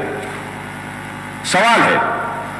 और असेंबली के रिकॉर्ड्स को उठाकर देखिए, मजलिस इत्तेहादुल मुस्लिमीन की तरफ से मैंने खड़े होकर उस वक्त कहा था 12% मिलता है, मिलने दो नहीं, हमको 4% जो हम हासिल करें राजशेखर रेड्डी साहब के दौर में उसको कायम रखना, ये बड़ी जिम्मेदारी है। तो आप ठीक है ये नहीं दिए, आप दे रहे हैं क्या बताइए? क्या आप देंगे क्या? And I go for the red, sir. Sir, I may recall that the Telangana government has enacted a bill in the state legislature based on the report of the state BC Commission and ST/SC Commission and the finding of Sudhi Commission and Chellappa Commission to raise the quantum of reservation to 12% for BCE category and 10% for STs. Sir, I would like the Honorable Chief Minister Saab, Mr. Revanth Reddy Saab, to clarify on the government stand on this issue, sir. Regarding the minority sub-plan and BC sub-plan, I may point out that this has been a persistent demand of AIMIM in the United Andhra Pradesh when the Congress was in power and in Telangana state after its formation, sir. In fact, we had suggested to the Telangana government to enact a legislation on the patterns of Act number 6 of 2022, the AP Minorities Component Outlay Allocation and Utilization of Financial Resources Act 2022 and Act number 13 of 2019, the AP-BC Sub-Plan Planning Allocation and Utilization of Financial Resources Act 2019 for earmarking the funds for minorities and BCs in the state budget, sir. So now our party AIMIM once again reiterates the demand for enacting the two separate legislation, one for the minorities and other for the backward classes, providing for minority component and BC component in Telangana state budget and making allocation for the sub-plan for the forthcoming state budget for the financial year 2024 and 2025, sir. Sir, when I say this, sir, you can go through the records and see about the BCs, sir. The treatment given to the BCs, all the BCs corporation. My learned friend, Sridhar Babu, was with me as a member in Public Accounts Committee. We had asked for the details and we saw the details of the allocation made to the BC, मुख्तलिफ BC के महकुमों को, तो देखकर बड़ी हैरत हुई थी. मैं उम्मीद करता हूं कि आप उनके साथ इंसाफ करेंगे. SC और ST के रिजर्व सीट्स पर भी शायद अगर मैं गलत ना हूं तो सबसे ज्यादा सीटों पर अवाम ने आपको मुंतखब किया, इस उम्मीद के साथ कि उनके साथ भी इंसाफ होगा। और हम उम्मीद करते हैं कि आप सब के साथ इंसाफ करेंगे। We hope that the Congress government would fulfil its assurance to conduct a caste census and effect an increase in BC reservation within 6 months of assuming power in the state, sir. क्योंकि आपने कहा ये बात, और फिर the Congress has not elaborated on the quantum of raise in BC reservation in education and public employment in the state except promising a hike. कितना करेंगे आप, वो आपने नहीं कहा. This is in contrast to the assurance to raise the BC reservation in local bodies as well as in award of government civil construction and maintenance contract to 42%, sir. Assuming that the reservation for BCs in education and public employment are raised to 42%, apart from the proposed increase in SC/ST reservation to 18 and 12%, this would, honorable panel speaker, sir, this would raise the total quantum of reservation for SC, STs and BCs together to 72%. 72%, sir. So we do not know whether the enhancement of reservation to 72% will pass the muster as the Supreme Court has laid down the Lachman Rekha of 50% for overall reservation for weaker sections. If we add the BC reservation, honorable panel speaker, sir, if we add the BC, if we add the EBC reservation of 10% and an increase of 8% reservation for SEBC, Muslim category BCE, the overall reservation will reach 90%. It is going to be 90%. Is this possible in the prevailing circumstances, whether the present central government is opposed tooth and nail to any increase in reservation for backward classes, apart from total opposition to any kind of reservation to the minorities? Is a question which needs to be answered, sir. A reality check on the issue would be needed, sir. A separate ministry for most backward classes are also being promised, apart from separate finance corporation for all major BC castes. We hope that the existing finance corporation and cooperative societies federation in various BC groups are strengthened with allocation of more funds and assisting these groups. Honorable panel speaker, sir, we welcome the promise to introduce the Right to Public Service Act, apart from setting up comprehensive portal for receiving and addressing public complaints and grievances, sir. Sir, जब मैं इसकी बात करता हूं तो इसके साथ साथ ये भी कहूंगा कि हर महकमे में जैसा ऑफिशियल लैंग्वेज कमीशन है, आप मुसलमान को रखिए ताकि वो उर्दू के इंप्लीमेंटेशन के लिए उस पर गौर करें. हायर एजुकेशन डिपार्टमेंट है, वाइस चेयरमैन एक मुसलमान को दीजिए. यूनिवर्सिटीज हैं, वहां पे एक मुसलमान को दीजिए. आप इंफॉर्मेशन का जो है उसमें आप मुसलमान को दे सकते हैं, और कई वकील हैं, पब्लिक प्रोसिक्यूटर्स मुसलमानों को दे सकते हैं. लेकिन आज ये चीज नहीं हो रही है. मैं उम्मीद करता हूं कि मुसलमानों को उनका हक दिया जाएगा. Sir, the 6 guarantees are going to be cornerstone of the Congress government action plan for the state, sir. The government has implemented 2 of the promises made in the manifesto, and it has assured that a definite and time-bound action plan will be announced soon to implement the other guarantees in the poll manifesto, sir. Sir, when I talk about the poll manifesto, sir, about 6 guarantees, sir, I have all the details, sir, like Mahalakshmi scheme, sir, gas cylinder 500 rupees, free travel for women, farmers financial assistance of 15,000 per acre, rupees 12,000 per annum to agricultural labor, bonus of 500 paddy waiver, and all land extent and number of farmers. ये सारी चीजें जब हम देखते हैं, sir, I don't know whether people know about this, sir. I might be wrong, but I would request the government to please correct me. Please do correct me. So 2,500 per month to every BPL family woman. Sir, अगर हम BPL family woman में card में से एक औरत को अगर ले लेते हैं पर मंथ, नहीं, मैं एक को ले रहा हूं, मैं सिर्फ एक को ले रहा हूं, एक को ले लेते हैं तो 2,249.75 crores per month, sir. Per annum 26,997, sir. Sir, gas cylinder for 12 months, 12 cylinder अगर हम देंगे per year, sir, 5,399. बिल्कुल साहब, आप दीजिए। 3 ने साहब, आप जो ऐसे 4 महीने चला बोलो उनको, चला लेते वो, चला ले, गांव में लकड़ी के साथ चला लेते साहब, बेफिक्र रहो। Free travel for women sir, free travel for women, अगर इसको हम देखते हैं sir, 2,190 crore sir. Farmers sir, financial assistance sir, total agricultural के आप साइट पर जाके देखिए सर, जहां पे ज़िरात हो रही है वो जुमला एकरेज है 1,54,40,580 सर। तो अगर हम किसानों को जो वादा करें वो देते हैं 23,160.87 crore sir. Sir 12,000 per annum to agriculture labour sir. I was listening to my learned friend, he said के दो को भी दे देंगे, बोले मियाँ बीवी दोनों को देंगे। I don't know if it is a policy of the government और what. Very good, very good, दो को दे रहे हैं, बहुत अच्छा है। I was just listening to honourable learned friend of mine, he said के एक ने 2 को देंगे। मैं 1 को देने की बात लिया साहब, सिर्फ 1 को लिया तो they are 25 lakh labours are they sir, उसके लिए 3,000 करोड़ होना सालाना सर। आप 2 को देंगे बोले 6,000 करोड़ होना है। अब हम आगे बढ़ते हैं और देखिए साहब, bonus 500 sir. If you have to go, I have all the details honourable panel speaker sir. If I have to go, Gruha Jyothi sir 4,800 crores is required. Indrama Indulu sir 25,000 crores is required. Yuva Vikasam 38,894 crores is required sir. I have all the details sir. It is not that I have done my homework and research sir. Sir, implementation of Vidya Jyoti Patakam, Abdul Kalam, Tofe Talim and all this sir. For that 6,476.66 crores is required sir.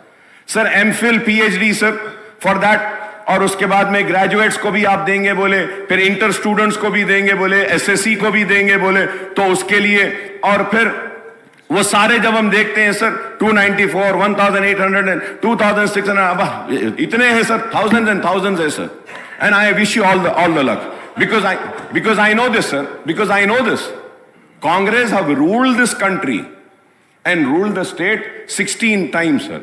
Very learned people are there, educated people are there, they know how to rule, and I'm sure and I'm confident they are going to fulfill the promises.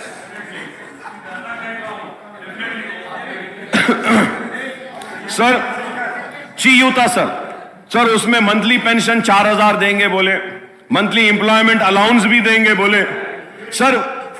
I was reading the news paper sir, so in that it was written that the required amount would be 70,000 sir. But sir, I want to correct sir, as per my calculation I might be wrong. I'm not saying I'm perfect, I might be wrong. Kindly you give the right figures. As per my homework, my research, my calculations sir, the total requirement only for 6 guarantees is going to be 2,16,018.15 crores per annum. और उसके बाद में if you have to see the entire many other promises, जैसा वो bike देते बोले, वो allowance देते बोले, हाँ वो डबल बेडरूम, वो सारे चीजें sir when we finally sir अब उसको पूरा देखते हैं सर, तो I might be again wrong sir, I want the government to correct me sir. 3,10,492.15 crore, मतलब 3,10,492.15 crores are required. And I'm sure the people who have prepared the manifesto knew about the financial state of our state. So, and sir, I listen भैया, आप इतना गुस्से में क्यों आ रहे हैं? That's what I'm saying sir. मैं यही कह रहा हूं, आप नहीं करेंगे बोल के मैं थोड़ी बोला आपको, आप काबिल है बोला मैं। आप लोग हिंदुस्तान में सबसे ज्यादा हुकूमत करे बोल रहा हूं, रियासत में आप लोग करे हैं बोल रहा हूं, और मैं ये कह रहा हूं कि काबिल लोगों ने बड़ी काबिलियत के साथ, बड़ी ही मेहनत के साथ इस मैनिफेस्टो को बनाया है, और इस मैनिफेस्टो पे अवाम ने भरोसा किया है। और मैं ये भी कह रहा हूं कि ये प्रॉमिसेस को फुलफिल करने के लिए ना सिर्फ मैं, हम सब आपका ताउन करने तैयार हैं। गुस्से में आने की बात क्या है बताइए।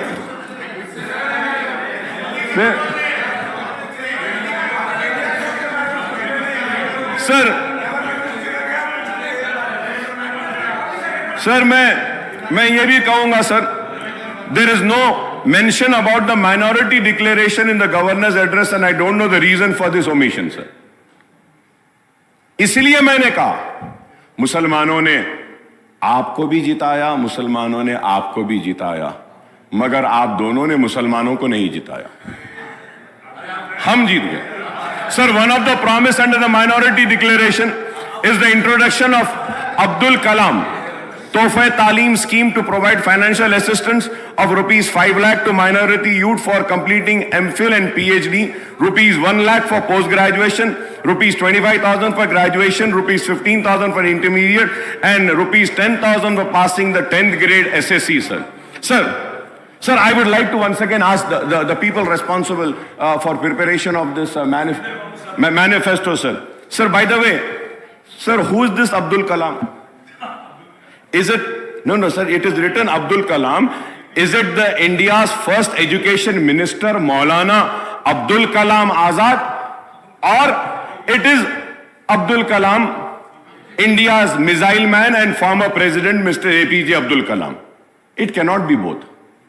इसमें तो सिर्फ अब्दुल कलाम लिखा, इसलिए मैं पूछ रहा हूं साहब, इस पे भी गुस्सा मत आओ, ये भी पूछ रहा हूं कि किसके जी।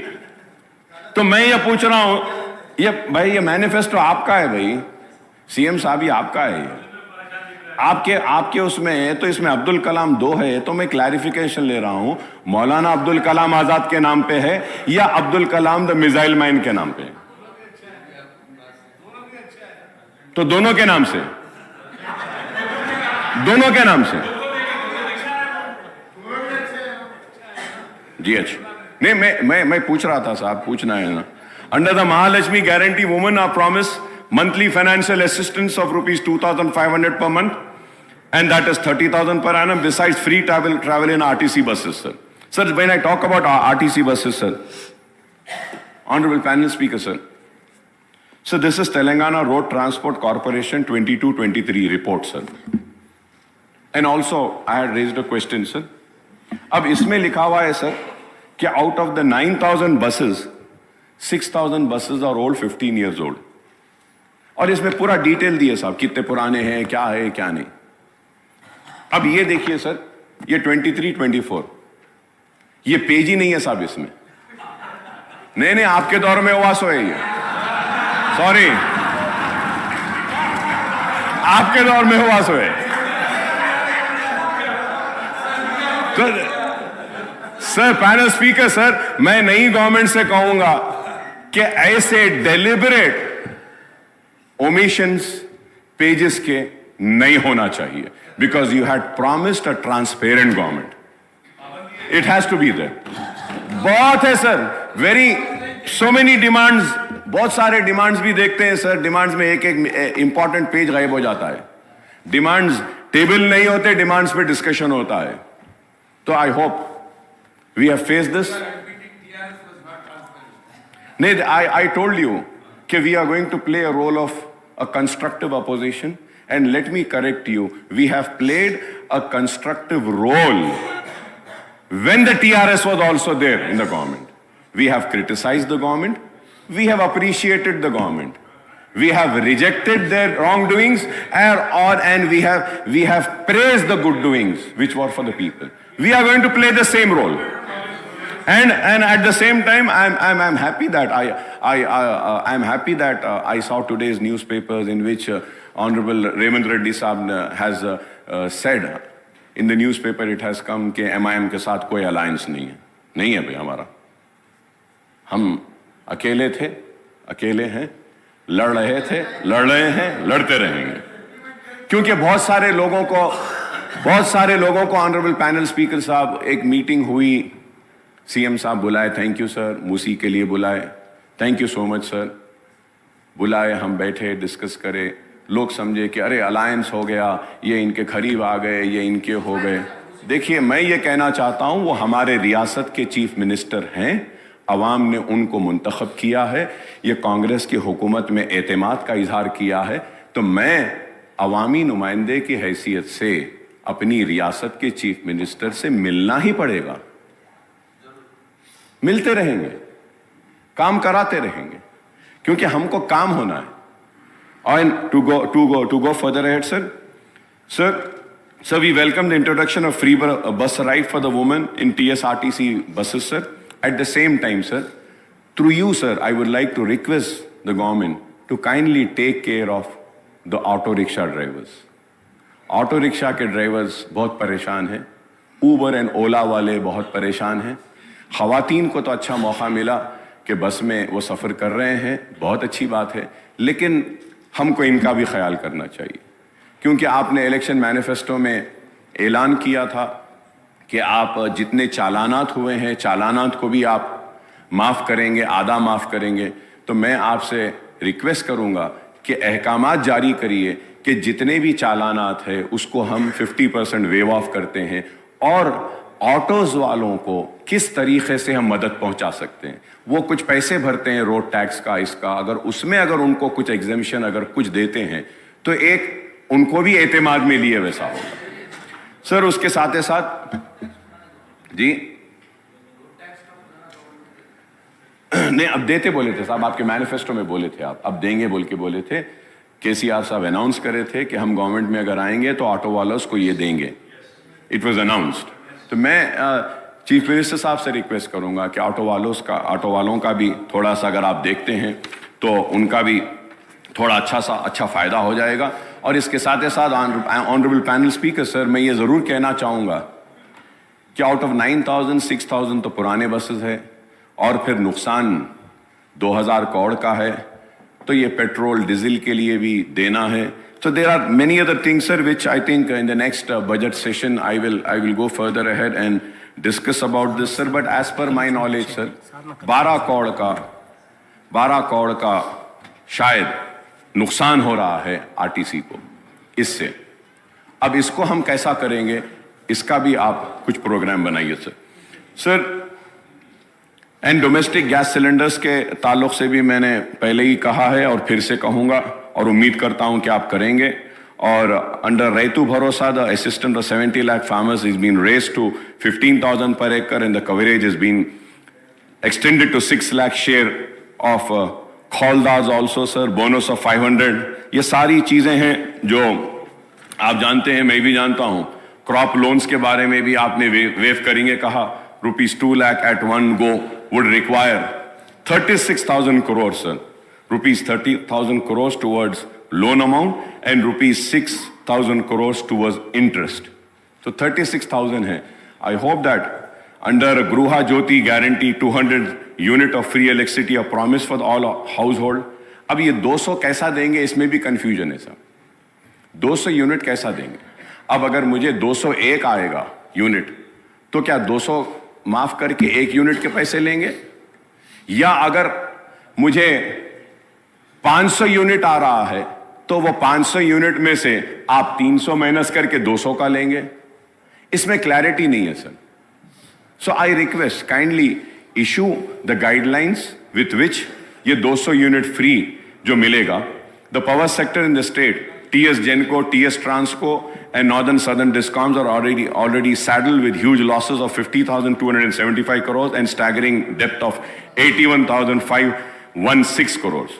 क्योंकि ये सिर्फ मैं न्यूज़पेपर्स में, ऑनरेबल स्पीकर सर, मैं न्यूज़पेपर्स में देख रहा था, हर कोई बोल रहे थे कि 50,000 का इसमें लॉसेज है, 80,000 के लॉसेज है कहें सर। लेकिन the thing is that कि we are already saddled with the huge losses of 50,275 crores and staggering debt of 81,516 crores, sir.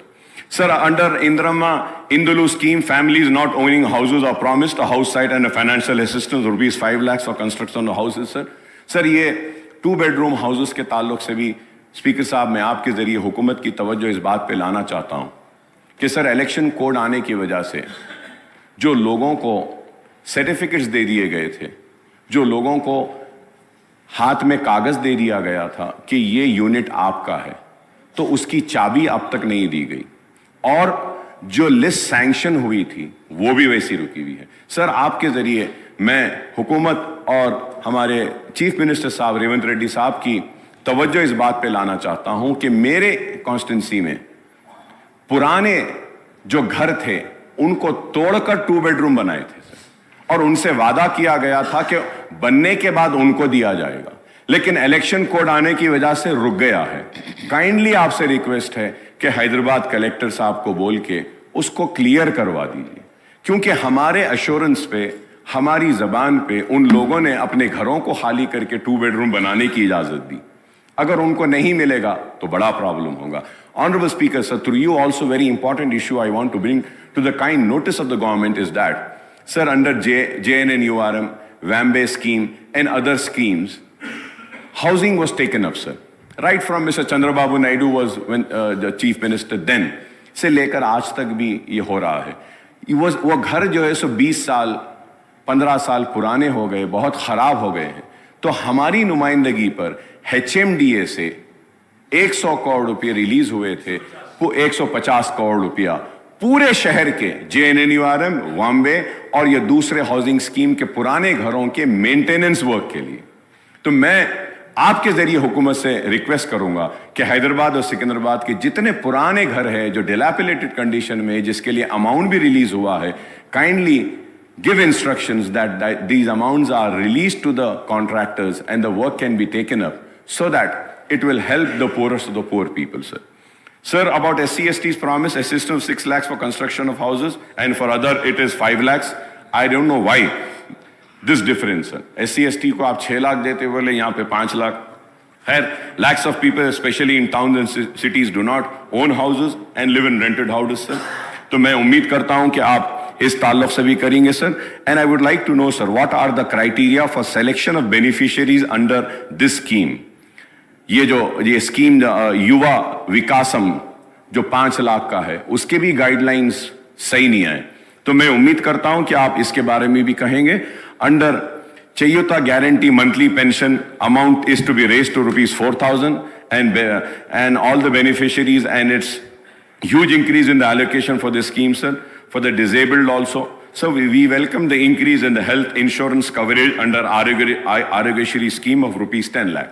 Sir, once again, sir, Honorable Speaker, sir, when I talk about Arogyashri, sir, आप बोल दिए 10 lakh.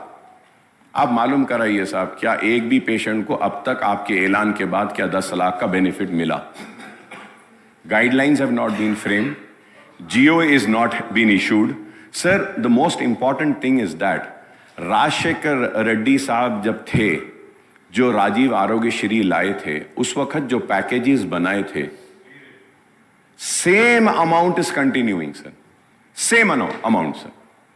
Amount में increase ही नहीं हुआ. Sir, you need to review this, see that. The reason I'm saying is that, sir, the private hospitals are not admitting any patient under Arogyashri because the rates are very low, sir. अब एक बात बोलता हूं, आप बुरा ना माने आप लोग, which is very important for the new government, sir. Sir, in all government hospitals, dialysis units are there.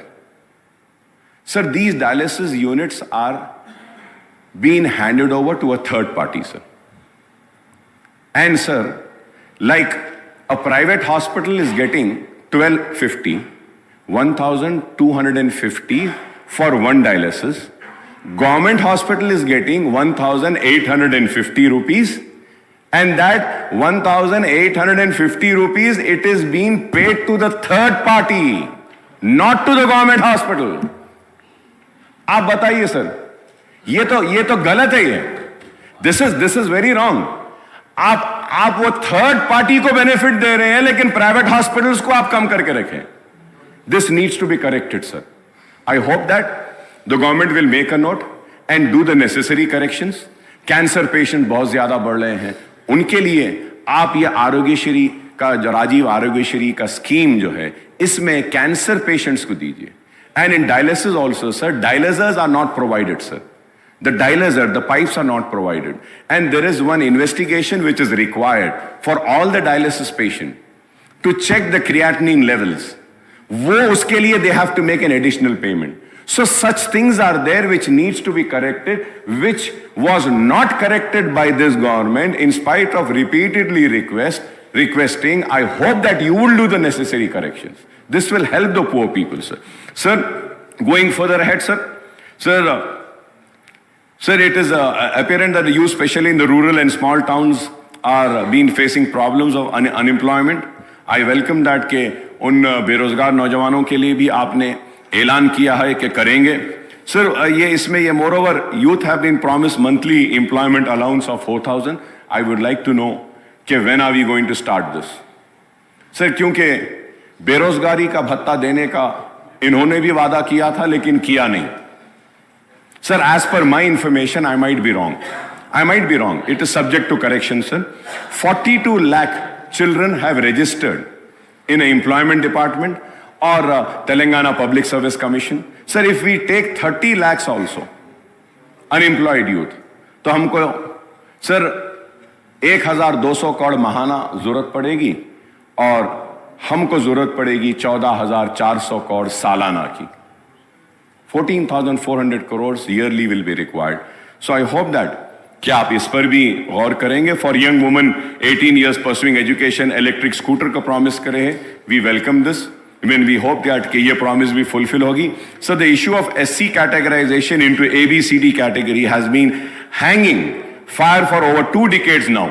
Despite the effort of the successive government, the United AP and Telangana government to implement it in a letter and spirit, sir, unless constitutional amendments are moved by the central government to overcome the hurdles in implementing the categorization in selected state instead of entire country, this issue cannot be resolved, sir. Regarding the minority declaration, let me point out that most of the schemes and initiative included in this declaration are already under implementation in the states since Telangana came into being in June 2014, sir. The Congress has promised about Setwin, sir. I hope that कि सेटविन को आप मजबूत बनाएंगे, अच्छा बनाएंगे, ताकि unemployed youth को skill development का ट्रेनिंग का प्रोग्राम भी होगा. और मैं ये भी कहूँगा कि कांग्रेस के टाइम में ओल्ड सिटी में हम नेशनल एकेडमी ऑफ कंस्ट्रक्शन का एक सेंटर लाए थे. तो मैं आपसे रिक्वेस्ट करूँगा कि नेशनल एकेडमी ऑफ कंस्ट्रक्शन के सेंटर को माइनॉरिटी वेलफेयर डिपार्टमेंट से जोड़ दीजिए.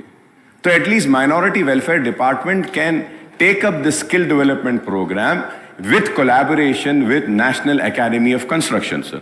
So you have also promised about additional funds to Khuli Qutub Shah, sir. And Khuli Qutub Shah has been given the responsibility by the TRS government, then TRS government, for the development of Charminar pedestrianization project. But it is still not yet completed. I would say it's in between, sir. मैं उम्मीद करता हूँ कि आप उसको भी देखेंगे, sir. Sir, उसके साथ ही साथ, sir, मैं ये भी कहूँगा कि पुराने शहर में 100 बेडेड हॉस्पिटल्स के लिए याकुतपुरा एसआरटी कॉलोनी में एक 100 बेडेड हॉस्पिटल सैंक्शन हुआ है. काइंडली आप उसका काम करा दीजिए. पालम रोड ओल्ड सिटी में एक दवाखाना मंजूर हुआ है, उसका भी काम वैसी है, उसको भी करा दीजिए. मेरी कॉन्स्टिट्यूंसी में बारकस में और बल्लागुड़े में एक 40 बेड एक 100 बेड हॉस्पिटल आया है, उसका भी अगर आप काम करा दिए तो बेहतर होगा. और इसके साथ ही साथ हैदराबाद की पहचान, हैदराबाद की शान में कहूँगा कि उस्मानिया हॉस्पिटल के लिए हम बार बार कह रहे हैं कि उसको भी आप हेरिटेज को बरकरार रखते हुए बनाइए, या जैसा भी बनाना है बनाइए, बहरहाल बनाइए. मैं उम्मीद करता हूं कि आप उस्मानिया हॉस्पिटल को लेंगे.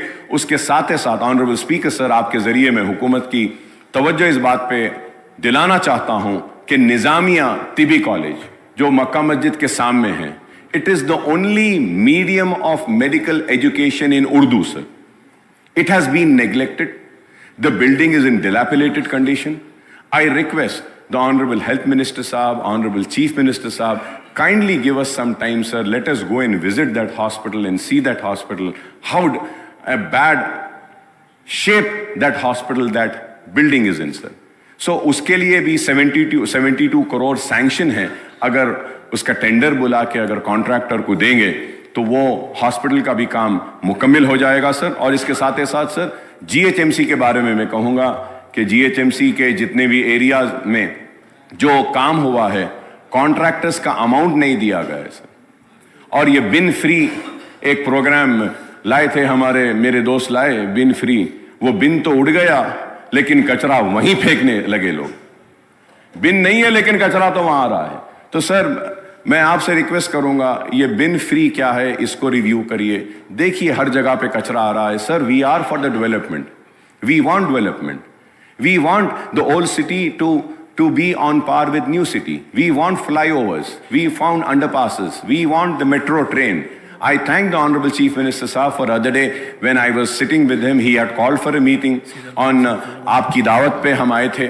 लोग समझ रहे हैं कि हम आपके पास भाग के गए थे। भाई आप दावत दिए थे, आप बुलाए थे, हम आए थे, और आपने, मैं आपका शुक्रिया अदा करता हूं कि आपने कहा कि मेट्रो ट्रेन को जो पुराना रूट है उस पर लाएंगे, और उसके साथ ही साथ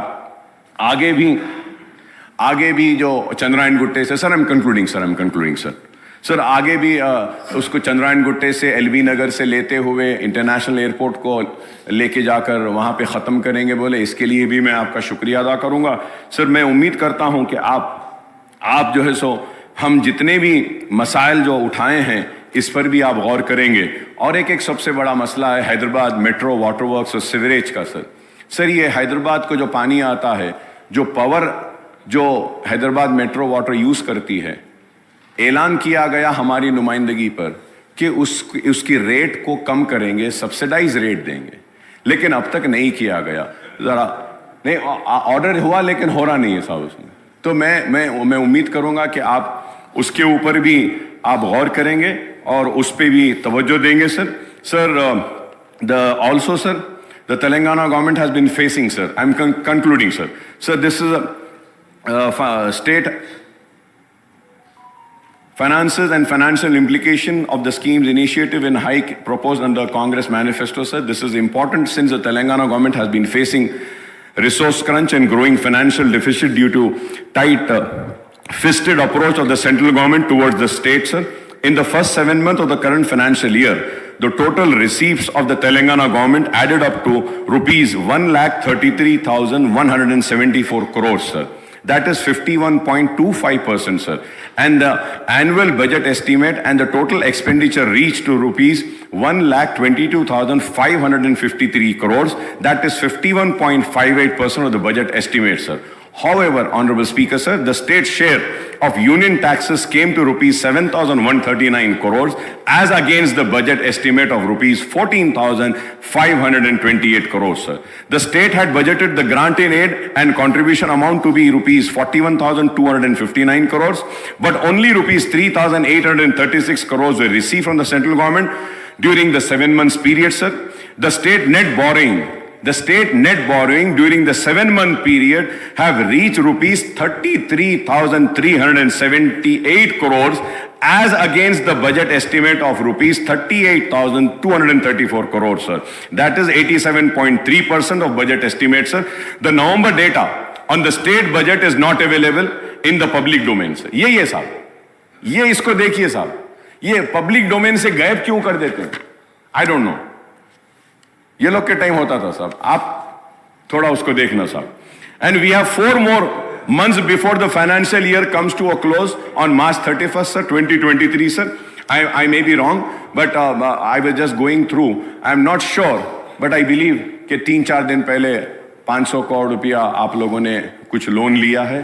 सो क्या लिया है तो प्लीज बोलिए, और मैं चाहूंगा कि आप व्हाइट पेपर भी जारी करिए स्टेट के फाइनेंसेस पर, so that the people know कि what is the real financial position of the state, sir. The state cannot pile up borrowing as per its requirement, as it is hamstrung by the condition and restriction imposed by the Physical Responsibility and Budget Management FRBM Act, sir. According to the latest data, the borrowing limit for the Telangana government for the current year has been fixed to rupees 57,813 crores by the Union Finance Minister, but it was actually curtailed to rupees 42,225 crores after taking into account the additional borrowings of rupees 15,588 crores in the previous years. So, however, the Union Finance Minister has further curtailed the borrowing limit of Telangana state by 36,617 crores under open market borrowing as against the budget estimate of rupees 38,235 crore, citing overborrowing from open market in the previous year, sir. The state has already mobilized, Honorable Speaker, sir, the state has already mobilized 36,378 crores through open market loans in the current financial year up to the end of November 2023, sir. The state cannot raise any open market loans during the remaining period of the financial year till March 31, 2024, sir. I might be wrong, sir. This is subject to correction, sir. Sir, it can only avail a special drawing facility and resort to ways and means, advances and overdraft to meet its day-to-day requirements, sir. Overdraft. It is a very alarming. So this is why I say that a white paper needs to be tabled. Let the people know, sir.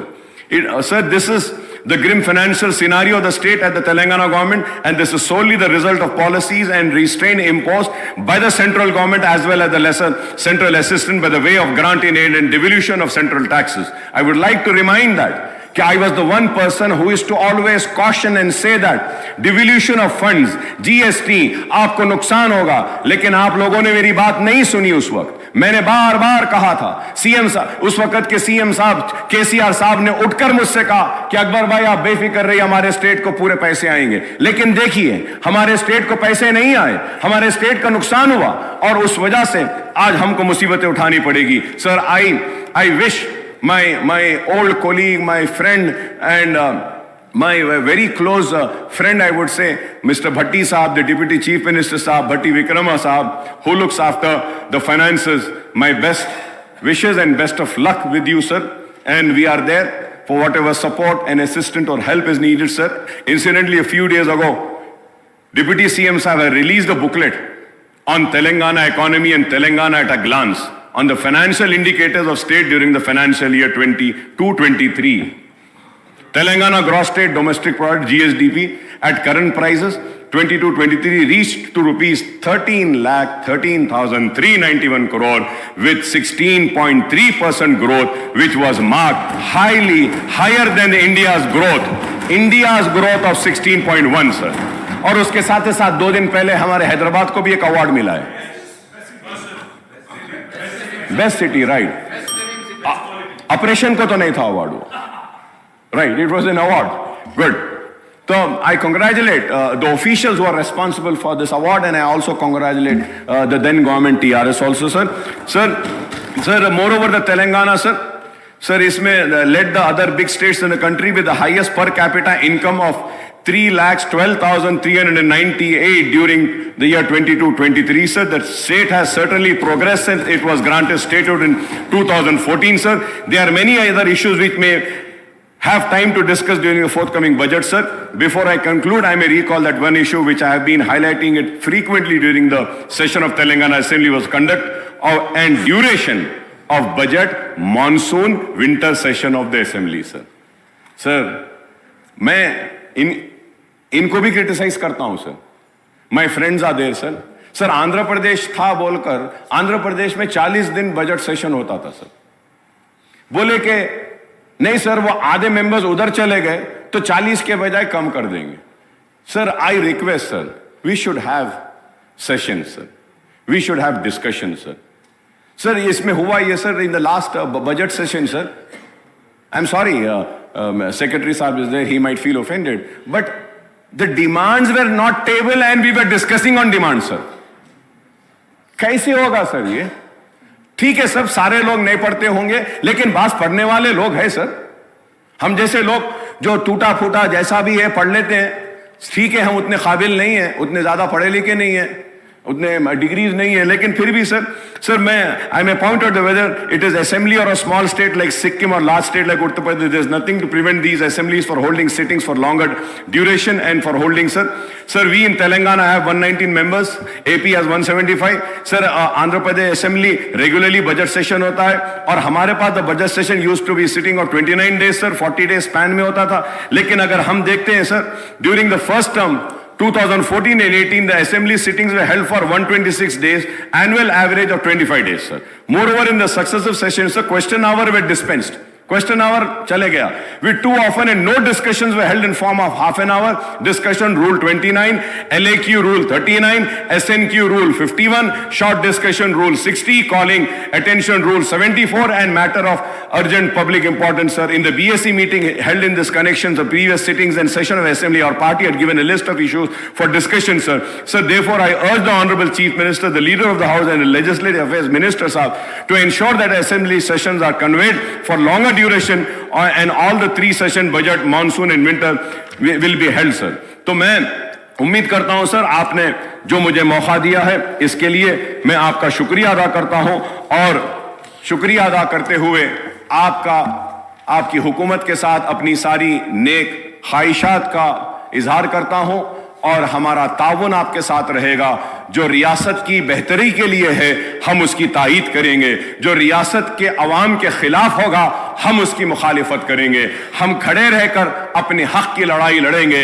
हम मुसलमानों की आवाज बनकर इस ऐवान में गूंजते रहे हैं, हमारी आवाज गूंजते रहेगी, और हम अपने मुतालबात को आपके सामने रखेंगे. और उम्मीद करता हूं कि छोटे व्यापारियों का भी आप ख्याल करेंगे, ऑटो वालों का ख्याल करेंगे, माइनॉरिटीज के इश्यूज जब उठाए उसके ताल्लुक से आप संजीदा रहेंगे, उर्दू के ताल्लुक से हमने जो उठाया है, और उसके साथ ही साथ सर हाईटेक सिटी में दुकानें 24 घंटे खुले रहते हैं सर. आपकी गवर्नमेंट आने के बाद से 10:30-11 बजे ओल्ड सिटी में दुकानें बंद कर दे रहे हैं सर. ये छोटे कारोबार वाले हैं सर, थोड़ा उन पे भी रहम करिए. मेरी आपसे अदबन दरखास्त है कि एक मीटिंग भी बुलाइए, माइनॉरिटीज के इश्यूज को हम आपके सामने लाएंगे, आपके सामने रखेंगे, और उम्मीद करते हैं कि आपकी हुकूमत काम करेगी, आवाम के दिलों को जीतेगी, अपने मैनिफेस्टो को मुकम्मल करेगी. चाहे कितना भी पैसा हो वो अपने जबान से, अपने मैनिफेस्टो से, अपने तयखुन से और अपने जो उम्मीद जो आवाम को दिलाई है उसको नहीं तोड़ेगी. बहुत बहुत शुक्रिया स्पीकर साहब. శ్రీ కూనమనేని స్పీకర్ సార్, ఒక్క నిమిషం. Leader of the speaker sir, governor గారి ప్రసంగం రిప్లై సందర్భంగా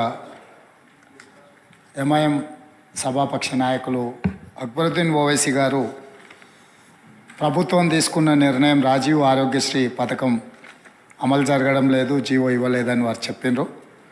వారు సమాచార లోపం వల్ల ఏమన్నా చెప్పిండ్రేమో.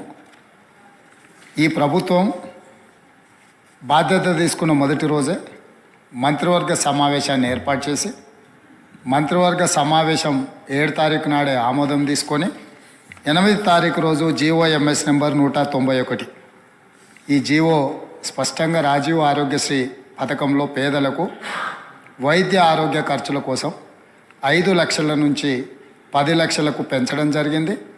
ఈ 10 లక్షల క్లెయిమ్ చేయడం అనేది ఎవరైనా బాధితులు లేకపోతే వాళ్ళు ఏం క్లెయిమ్ చేసుకుంటున్నారో వాటికి సంబంధించిన ఏవైనా ఎవరైనా రాజీవ్ ఆరోగ్యశ్రీ పథకంలో భాగంగా ఇందులో ఎంపానల్మెంట్లో ఉన్న హాస్పిటల్స్ ఎవరైనా హాస్పిటల్లో చేర్చుకోకపోయినా 10 లక్షల వరకు వాళ్లకు ఆరోగ్యశ్రీ ఈ కవరేజ్ ఇవ్వకపోయినా ప్రభుత్వం దృష్టికి తీసుకొస్తే తప్పకుండా ఆయా ఆసుపత్రుల మీద ఈ రాష్ట్ర ప్రభుత్వం కఠినమైన చర్యలు తీసుకుంటుంది.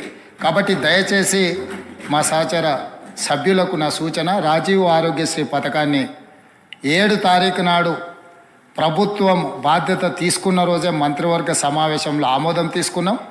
8 తారీఖు రోజు జీఓఎంఎస్ నెంబర్ 191 ఆల్రెడీ 5 లక్షల నుంచి 10 లక్షలకు పెంచుతూ విధానపరమైన నిర్ణయం తీసుకొని జీవో ఇవ్వడం జరిగింది. కాబట్టి మీ ద్వారా సభ్యులందరికీ 119 మంది సభ్యులకు తెలంగాణ రాష్ట్ర ప్రజలందరికీ కూడా ఈ వివరాలను తెలియజేస్తున్న అధ్యక్ష. ధన్యవాదాలు.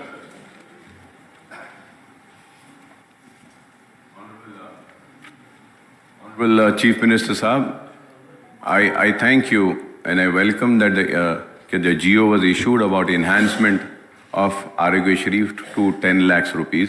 लेकिन आप मेरी बात को समझिए, मैं ये बताना चाह रहा हूँ कि किस तरीके से ये 10 लाख रुपया एक पेशेंट को दिया जाएगा वो तफसील अब तक नहीं आई है. सिर्फ 10 लाख का ऐलान हुआ, लेकिन आपके इस ऐलान से एक भी पेशेंट को नहीं फायदा हुआ। क्या ये 10 लाख आपका सीसीयू में इनहैंस होगा? क्या 10 लाख कैंसर के पेशेंट को होगा? 10 लाख क्या अगर एक पेशेंट 4.5 लाख अगर अब हो गए तो नेक्स्ट एडमिशन उसको डिनाई होता था कि he has absorbed this amount, तो क्या वो फिर से आएगा? तो फिर उसको आप 5.5 का ट्रीटमेंट देंगे क्या? ये चीजें नहीं आई हैं। मैं ये चाहता हूं कि अगर क्लैरिटी से आ जाएगा तो वो 10 लाख का फायदा आवाम को मिलेगा। आज बेशक आपने जियो दिया, लेकिन किसी पेशेंट का इससे फायदा नहीं हो रहा। मैं ये आपके इल्म में लाना चाह रहा हूं। శ్రీ కూనమనేని సాంబశివరావు గారు.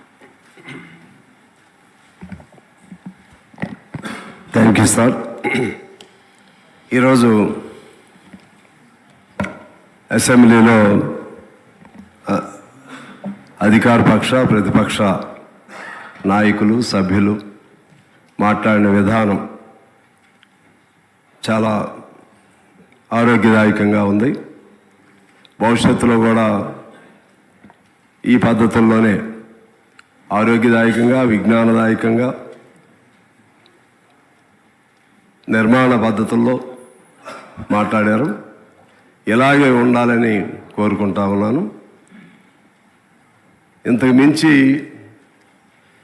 వ్యక్తిగత దోషణలు, భాషణలు వాటి జోలికి వెళుతూ పవిత్రమైనటువంటి సభను పక్క మార్గాలు పట్టించకుండా ఉండాలని, అటువైనా ఇటువైనా మార్షల్స్కి పని పెట్టకుండా ఉండాలని, బలవంతాన బయటికి నెట్టివేయబడకుండా ఉండాలని కోరుకుంటూ, ఇటువంటి గొప్ప సభ, గొప్ప నిర్వహణ మన తెలంగాణ ప్రజల ఆశల ఆకాంక్షలకు అనుగుణంగా ముందుకు వెళ్ళాలని కోరుకుంటూ ముందుగా మీకు నా నమస్కారాలు తెలియజేస్తా ఉన్నాను. అలాగే కొత్తగా ప్రభుత్వంలోకి వచ్చినటువంటి కాంగ్రెస్ పార్టీకు, ముఖ్యమంత్రి రేవంత్ రెడ్డి గారికి, వారి మంత్రివర్గ సహచరులకు నేను మనస్ఫూర్తిగా అభినందనలు తెలియజేస్తా ఉన్నాను. కేటీఆర్ గారు మరెవరు మాట్లాడుతూ మీరు 65 మంది, మేము మిగిలిన 54 ఏదో చెప్పారు. అంటే నన్ను కూడా అటు కలిపేశారు. 23 కలిపేసుకున్నారు. ఎంఐఎం, బీజేపీ, బీఆర్ఎస్, మీ ముగ్గురు ఒకటిగా అనే భావన వచ్చింది నాకు. అలా ఉండకూడదని నేను అనుకుంటున్నా. నేను కూడా అలా ఉండకూడదని నేను అనుకుంటున్నా. నేను కమ్యూనిస్ట్ పార్టీ అఫ్కోర్స్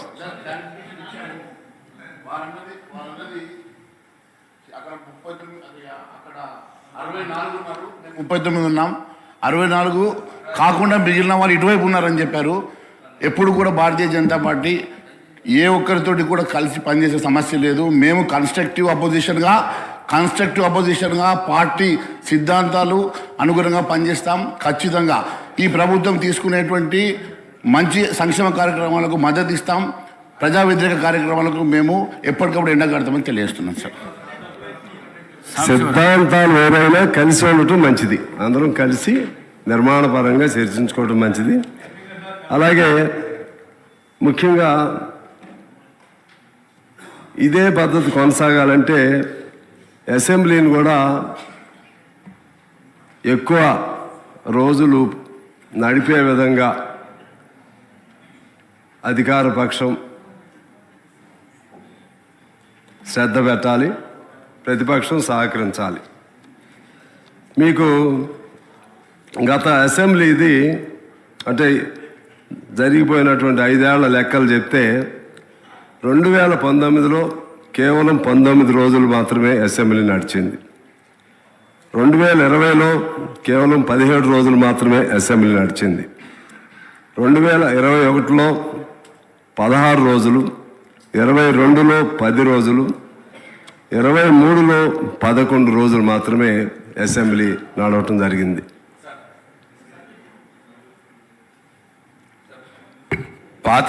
పాత అసెంబ్లీ గురించి మాట్లాడినారు కాబట్టి పాత ఎల్ఏ మినిస్టర్ నేనున్నాను. అప్పుడు అసెంబ్లీ ఎన్ని రోజుల కంటే ఎక్కువగా అప్పుడు మేము అవలంబించిన విధానం ఏంటంటే ఎన్ని అవర్స్ జరిగింది, ఎంత కన్స్ట్రక్టివ్ అవర్స్ జరిగింది, ఎంత క్వాలిటేటివ్ అవర్స్ జరిగింది అసెంబ్లీ అన్నదానికే మేము ప్రాముఖ్యతనిచ్చాము అధ్యక్ష. ప్రతిరోజు 12 గంటలు వర్కింగ్ అవర్స్, 13 గంటలు వర్కింగ్ అవర్స్ కూడా జరిగిన రోజులు చాలా రోజులు ఉన్నాయి. అన్ని పద్ధతుల మీద చర్చలు జరిగినాయి, బడ్జెట్లో మంచి చర్చలు జరిగినాయి. ఎక్కడ కూడా ప్రతిపక్ష నాయకులకు కూడా యాంపుల్ టైం ఇవ్వడం జరిగింది. కాబట్టి దయచేసి ఆ విషయాన్ని పరిగణలో తీసుకోవాల్సిందిగా నేను సిపిఐ సభ్యుడికి మనవి చేస్తా ఉన్నాను. అధ్యక్ష, గౌరవ సభ్యుడు జరిగిన రోజులు చెప్పాడు, సమయం ఏమో చెప్పాలి. ఇప్పుడు ఎక్కువ జరగాలని కోరడానికి ఎందుకు తొందరపడుతారు? జరగలేదు దానికి సాంబశివరావు గారు అంతా మనకి మన నిబంధనలో ఇన్ని రోజులు జరపాలని ఉంది. దాన్ని కాదని మొత్తాన్ని కలిపి 10 రోజుల్లో జరిపేద్దామంటే అది క్వాలిటేటివ్ డిస్కషన్గా ఉండదు. సరే పోనీ సాంప్రదాయం, అది క్వాలిటేటివ్ డిస్కషన్ అవ్వదు. అందువలన క్వాలిటేటివ్ డిస్కషన్ జరగాలంటే పాత సాంప్రదాయాలకు అనుగుణంగా జరపవలసిన అవసరం ఉంది. అలాగే చర్చలు కూడా ఇదే పద్ధతిలో జరపాలని నేను కోరుతా ఉన్నాను. ముఖ్యంగా ఈ బడ్జెట్ లేకపోతే ఇటువంటి అంశాలపైన అంతా గెలిటన్ అనేది మనకి అదొక సాంప్రదాయం అయిపోయింది. ఒక్క రోజులోనే మీరు చెప్పారు మా మిత్రులు ప్రశాంత్ గారు, నాకు తెలిసి గత సమావేశంలో టోటల్ బడ్జెట్ పద్దులు అంతా ఒక్క రోజులోనే పూర్తయిపోయినాయి. ఆ విధంగా అయితే okay sir, if I'm wrong I my self will be corrected. ఆలోచన చేయండి అంతే. ఈ విధంగా దీన్ని భవిష్యత్తులో జరగకుండా ఉండే విధంగా చూడాల్సినటువంటి అవసరం ఉందని నేను గుర్తు చేస్తా ఉన్నాను. అలాగే ఇప్పుడు మన అక్బర్ గారు చాలా విషయాలు చెప్పారు. ముఖ్యంగా ఆ 6 గ్యారంటీస్కి సంబంధించి, ఇతర వాగ్దానాలు హామీలకు సంబంధించి దీన్ని how to meet such expenditure you have to explain like that. I put several questions to the newly formed government. నేను అంటున్నాను, if at all if one should have will power, determination, dedication, definitely one can fulfill all those things. We should take late YS Rajshekhar Reddy as an example. He promised several things regarding Arogyasri, free scholarship and houses to the saturation point, this pensions, ration cards, what not. He promised several projects, several things, but ultimately he could achieve. ఆ విధంగా ఎవరు ఊహించాలి? ఏది మన జల యజ్ఞం, మరి ఎట్లా వచ్చింది డబ్బులు, ఎలా సాధించారు డబ్బులు? అందుకని provided one should have such will power and plan of action and commitment and determination towards the cause, definitely you can achieve. I hope that you will achieve whatever promises you made in the poll manifesto or something like that. దీని తోడు మన అప్పుడున్నటువంటి దివంగత రాజీవ్ గాంధీ గారు చెప్పింది కూడా నేను గుర్తు చేస్తాను. డబ్బు అనేది ఇవాళ పెద్ద సమస్య కాదు నాకు తెలిసి. ఆ డబ్బుని ఎంత మేరకు సద్వినియోగం పరుస్తున్నారనేది సమస్య. ఆనాడే రాజీవ్ గాంధీ గారు రూపాయిలో కేవలం పావలా మాత్రమే ఏ ప్రాజెక్టులకు ఉద్దేశించారో అది ఖర్చు పెడుతున్నారని చెప్పి ఆనాడు చెప్పారు.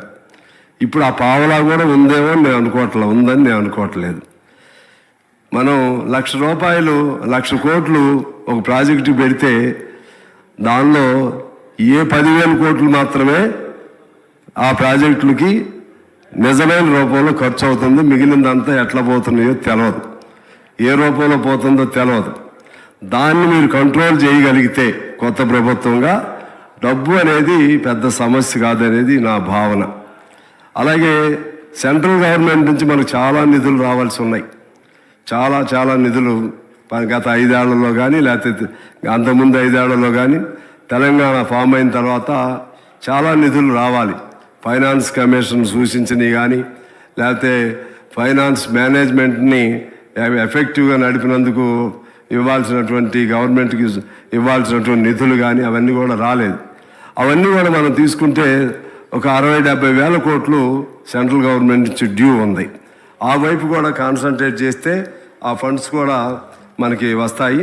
అలా మనం అన్ని రకాలుగా ప్లాన్ చేసుకుని సెంట్రల్ గవర్నమెంట్ ప్లాన్ కూడా తీసుకుంటే ఖచ్చితంగా వస్తుందని ఆ పథకాలు అమలు చేయొచ్చని నేను భావిస్తూ ఉన్నాను.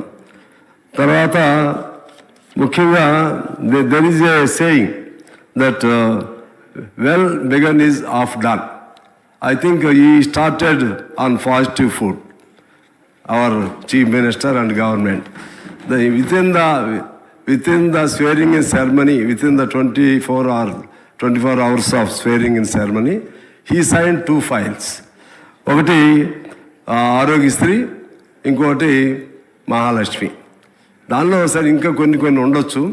తర్వాత ఇంకోటి కూడా వాళ్ళు ఒక ప్రకటన కూడా చేశారు. ఫైల్పై సంతకం కూడా as per my knowledge is concern 6 హామీలకు కూడా చట్టబద్ధత తీసుకురావడానికి ఒక ఫైల్పై కూడా సంతకం చేశారు. ఇంకా 100 రోజులు టైం ఉంది దానికి. ఈలోపు I think again you will call assembly meeting and in that meeting what ever plan you have in mind just you will put forth for voting. I hope that within the coming 100 days ఆ 6 guarantees కూడా లీగలైజ్డ్గా చట్టబద్ధత వస్తుందని చెప్పి నేను భావిస్తున్నాను. ఆ విధంగా కూడా చేయాలని నేను కోరుతా ఉన్నాను. అలాగే ఇప్పుడు ఈ కొత్త ప్రభుత్వం ఎక్కువ కాలం మంచిగా పనిచేయాలని నేను కోరుకుంటా ఉన్నాను. ఏ ప్రభుత్వాన్ని కోరుకుంటాం. టీఆర్ఎస్ ఉన్నప్పుడు టీఆర్ఎస్ని కూడా కోరుకున్నాం, ఇప్పుడు కాంగ్రెస్ ఉన్నప్పుడు కాంగ్రెస్ని కూడా కోరుకుంటాం. ప్రభుత్వం అనేది it is a continuous process, continuous governance. వాళ్ళు చేసిన మంచి పనులు ఉంటాయి, దాన్ని మీరు కొనసాగించాలి. వాళ్ళు చేయలేనటువంటి పనులు ఏమన్నా, మంచి పనులు చేయలేకపోతే వాటిని మీరు టేకప్ చేయాలి. వాళ్ళు చేసినటువంటి తప్పులు ఏమన్నాయో అది మీరు అర్థం చేసుకోవాలి. ఆ తప్పుల్ని చేయకుండా మీరు ముందుకు వెళ్ళాల్సిన అవసరం ఉంది. ఇందాక లాంగ్ డిస్కషన్ జరిగింది. గత అనేక సంవత్సరాలు, 50 ఏళ్ల చరిత్ర, మళ్ళీ ఈ 10 ఏళ్ల చరిత్ర దేన్ని పారామీటర్గా తీసుకోవాలనేది.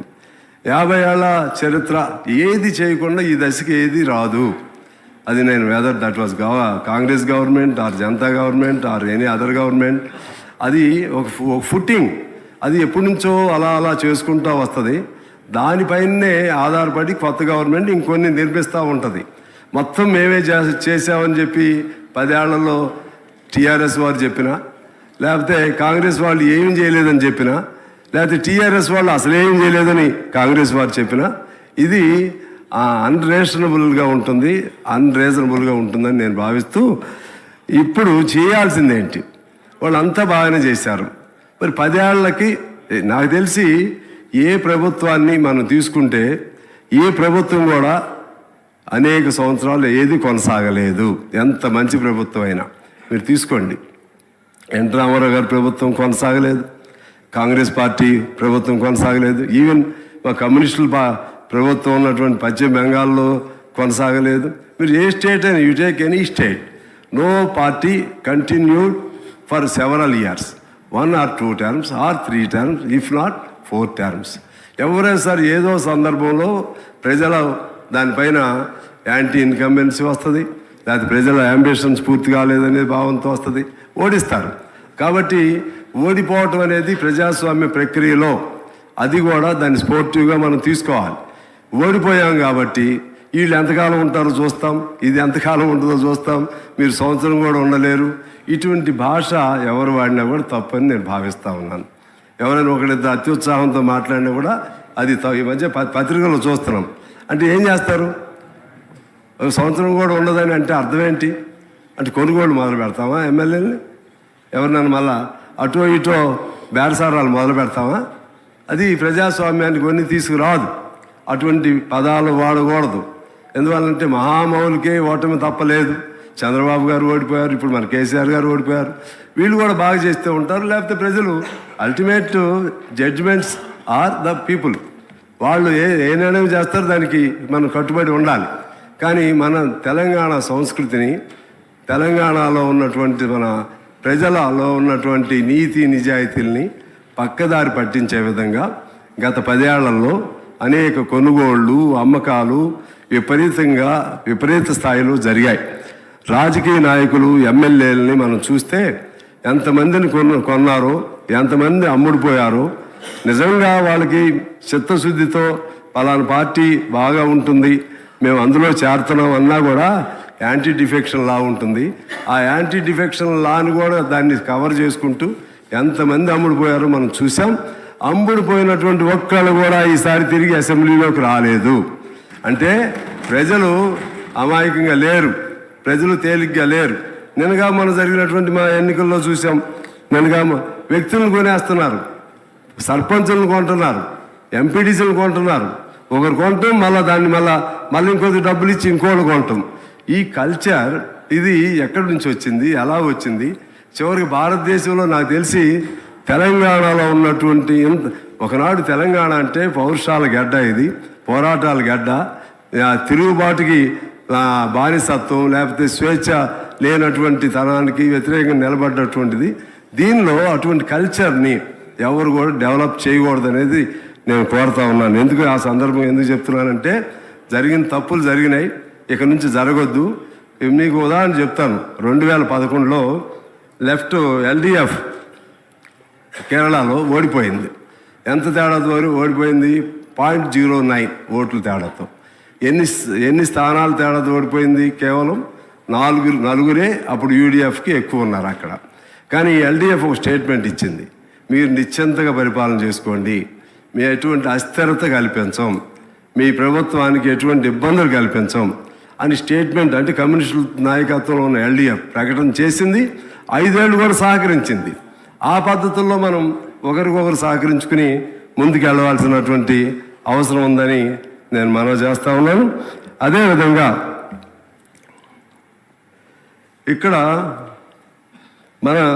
ఇక్కడ జరిగినటువంటి ముఖ్యంగా ఈ కొత్త ప్రభుత్వం కొన్ని పాత వాటి నుంచి అనుభవాలు తీసుకోవాలి. మీకేం కోపం రావద్దు, ఎందుకంటే మేము కూడా మీతో సహచర్యం కొంతకాలం చేశాం, కోపం రావాల్సిన పని లేదు. ఎందుకు ఫెయిల్ అయ్యారనేది మీరు విమర్శ ఎట్లయినా ఆత్మవిమర్శ చేసుకుంటారు. సహజంగా 2 సార్లు చేశారు. వాళ్ళు ఎందుకు ఫెయిల్ అయ్యారు అనేది మీరు జాగ్రత్త తీసుకోవాలి. ఆ తప్పులు జరగకుండా చూసుకోవాలి. ఆ తప్పులుగా చూడాలంటే నేను కొన్ని పాయింట్స్ రాశాను. మొదటి తప్పు ఎమ్మెల్యేలను కొనుగోలు చేయటం. కొనుగోలు చేయండి, లేకపోతే ఏ పేరుతో అయినా కానీ మీరు మళ్ళీ ఇప్పుడు నాకు సమాధానం చెప్పకండి, మళ్ళీ మాట్లాడదురు. పోనీ ఒకవేళ I take back my word, కానీ ప్రజలు అలా అనుకుంటున్నారు. పార్టీలు మారని ఏదైనా కానివ్వండి, తప్పు అది జరిగింది. అది దాంతో ప్రజల్లో బాగా నెగిటివ్ ఇది వచ్చింది. రెండోది పోనీ అయారం గయారం. రెండోది స్వేచ్ఛ. ప్రజాస్వామ్యం అంటే స్వేచ్ఛ, అదేవిధంగా సమానత్వం, లేకపోతే వాక్ స్వాతంత్రం, భావ స్వాతంత్ర్యం, ఇవన్నీతో కూడినటువంటిది ప్రజాస్వామ్యం. మనం ఉద్యమ పార్టీగా మీరు అధికారంలోకి వచ్చారు. టిఆర్ఎస్ వారు ఉద్యమ పార్టీగా అధికారంలోకి వచ్చారు.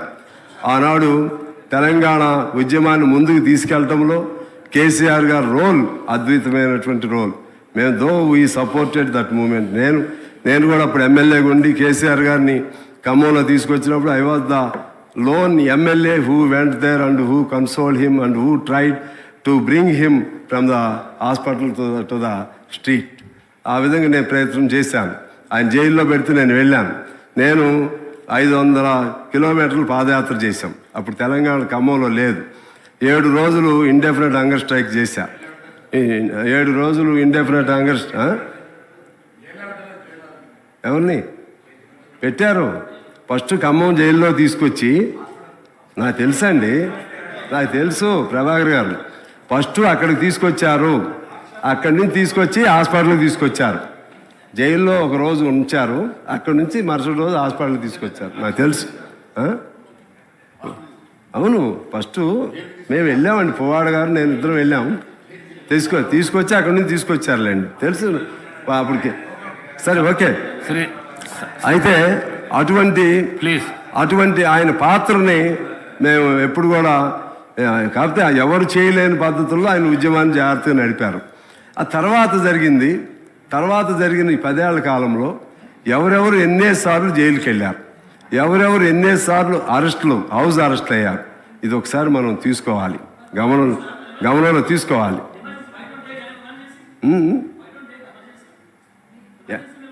ఆ తప్పునే మీరు చేస్తారా? ఎమర్జెన్సీ నేను మీకు చెప్తున్నా, నేను మీతోనే మాట్లాడతాను. I will straightly talk to you sir. ఎమర్జెన్సీలో తప్పులు చేస్తే ఆ తప్పులు మనం చేయాలా? అప్పుడు ఏం తప్పులు చేస్తారో ఆ తప్పులు మనం చేస్తామా? ఇప్పుడు కాంగ్రెస్ పార్టీ కొన్ని తప్పులు చేసింది, అందుకనే కదా వారు కూడా అందులోంచి కూడా తిరగబడి ఆ తప్పులు సరిదిద్దుకోవడానికే సోనియా గాంధీ గారు తెలంగాణ ఇవ్వడానికి సంసిద్ధురాలయ్యారు. ఆ తప్పులంటే ఉమ్మడి రాష్ట్రంలో జరిగినటువంటి కొన్ని తప్పులు ఉన్నాయి, కొన్ని మంచి పనులు కూడా ఉన్నాయి. మనం అవి చేయొద్దు కదా. ఇప్పుడు కూడా నేను ఏం చెప్తున్నానంటే అవి ఏమైనా చేయొద్దని చెప్పడానికి సూచనగా సలహాలుగా నేను చెప్తున్నాను. ఎందువల్లంటే సార్ మీరు అంగీకరించకపోతే నేనేం చేయలేను. నేను వ్యక్తిగతంగా ఏం మాట్లాడట్లేదు. కోదండరావు గారిని ఎన్నిసార్లు హౌస్ అరెస్ట్ చేశారు చెప్పండి? ఇదే రేవంత్ రెడ్డి గారిని ఎన్నిసార్లు హౌస్ అరెస్ట్ చేశారు చెప్పండి? మేము మీకు సపోర్ట్ ఉన్నప్పుడు కూడా ఎవరైనా మంత్రి వస్తుంటే, ఏదైనా ప్రాంతానికి ఎవరైనా వస్తుంటే మమ్మల్ని అందరిని కూడా ఎన్నిసార్లు అరెస్ట్ చేశారు? మేము సపోర్ట్ ఉన్నప్పుడు కూడా మేము మంచి ఉద్దేశంగా కూడా చెప్పాం, ఇది మంచి పద్ధతి కాదని కూడా చెప్పాం. ఇలా చేసుకుంటా పోతే ప్రజల్లో నువ్వు బంగారం పెట్టు, బంగారంతో కూడినటువంటి లేకపోతే పంచభక్ష పరిమాణాలను పెట్టు, హంస తూలికా తల్పాలను ఏర్పాటు చేయి, నువ్వు ఎంతైనా చేయి, స్వేచ్ఛ లేనటువంటి మానవ జీవితాన్ని ఎవడు అంగీకరించడు. తెలంగాణలో అసలే అంగీకరించడు. తెలంగాణ అస్తిత్వం ఆవిర్భావం మొత్తం కూడా అటువంటి తిరుగుబాటులో నుంచే వచ్చిందని నేను మీకు మనవి చేస్తున్నాను. ఆనాడు 48లో 45 నుంచి 52 వరకు జరిగినటువంటి ఆనాటి ఉద్యమం కూడా ఆ విధంగా తిరుగుబాటు ద్వారానే వచ్చింది. అయినా కూడా పాతయన్నీ మర్చిపోయి మరలా మనం ఇది శాశ్వతం అనుకుని, ఈ అధికారం శాశ్వతం అనుకుని ఎవరు కూడా చేయటం తప్పు అనేది ఆ జాగ్రత్త తీసుకోమని నేను మీకు మనవి చేస్తూ ఉన్నాను. ఎందుకంటే రేవంత్ గారు లోపలే ఉన్నాడు, మీరు మన ప్రభాకర్ గారు మీరు అందరూ లోపల ఉన్నారు, మేమందరం కూడా లోపల ఉన్నాం. ఇలా ఉండే పరిస్థితి రాకుండా స్వేచ్ఛా వాయువులతో కూడినటువంటి స్వచ్ఛమైనటువంటి సమానత్వంతో కూడినటువంటి స్వేచ్ఛా తెలంగాణ మనకు కావాలి. ఆ విధంగా ఉంటే మీరు మీ హామీలు కొన్ని ఫెయిల్ అయినా సరే వాళ్ళకి వెంటిలేట్ చేయాలి, వాళ్ళు మాట్లాడి ఇది మీకు చెప్పాం, చేస్తూ ఉన్నాం, చేయలేకపోయాం, ఇది చేయలేకపోయాం, ఈ ఇబ్బందులు ఉన్నాయి, మరలా చేస్తాం, మాట్లాడాలి కదా. ప్రజలతో మాట్లాడకుండా మనం స్వీయ నిర్బంధం పెట్టుకుని మనం ఎక్కడో కూర్చుని ప్రజలు ఒక చోట ఇవాళ ఎందుకు మార్పు వచ్చింది? ఇప్పుడు మీరేమి ఇవ్వలేదు, ఇంకా ఏమి ఇవ్వకపోయినా సరే 2-3 రోజుల్లోనే ప్రజల్లో ఒక ఆనందమైనటువంటి భావనలు వచ్చేసినాయి.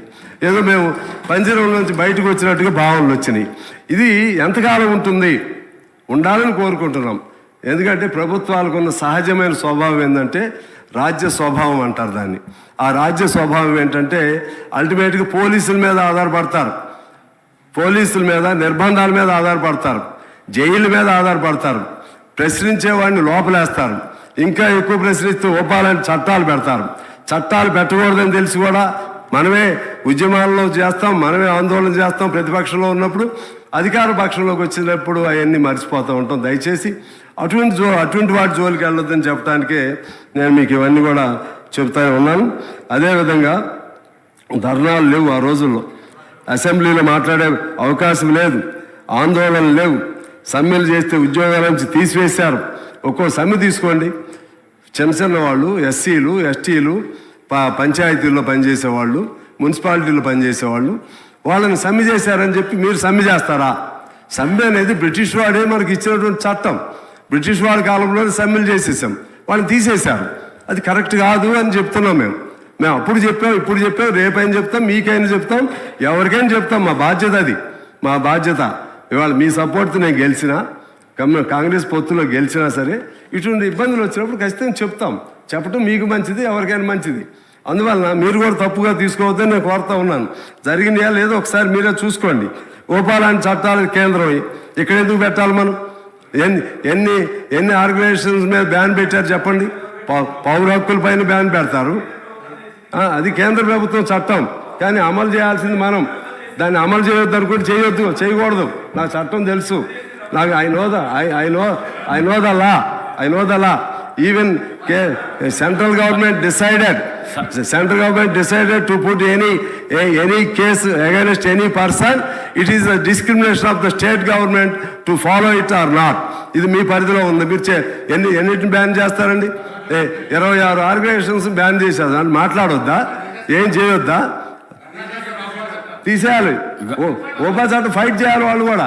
నేను అంటున్నా ఓపా మీద నేను వాళ్ళకే చెప్తున్నా, మీరేనండి ఎటు చూడాలో నేను చూస్తాను. ఇక్కడ నేను అనేది ఏంటంటే మీ అల్టిమేట్ మీ వైపే చూస్తాను. వీళ్ళు డైవర్ట్ చేస్తున్నారు. నేను అనేది ఏంటంటే అటు కేంద్రంలో డ్రెకానియన్ లాస్ ఏదైనా ఉన్నా సరే అమలు చేయకపోవటం అనేది మన ప్రెరోగేటివ్, అది మన పరిధిలో ఉండాలి. అది జాగ్రత్తగా ఉండమని చెప్పి నేను మీ అందరికీ కూడా మనవి చేస్తూ ఉన్నాను. అదే పద్ధతుల్లో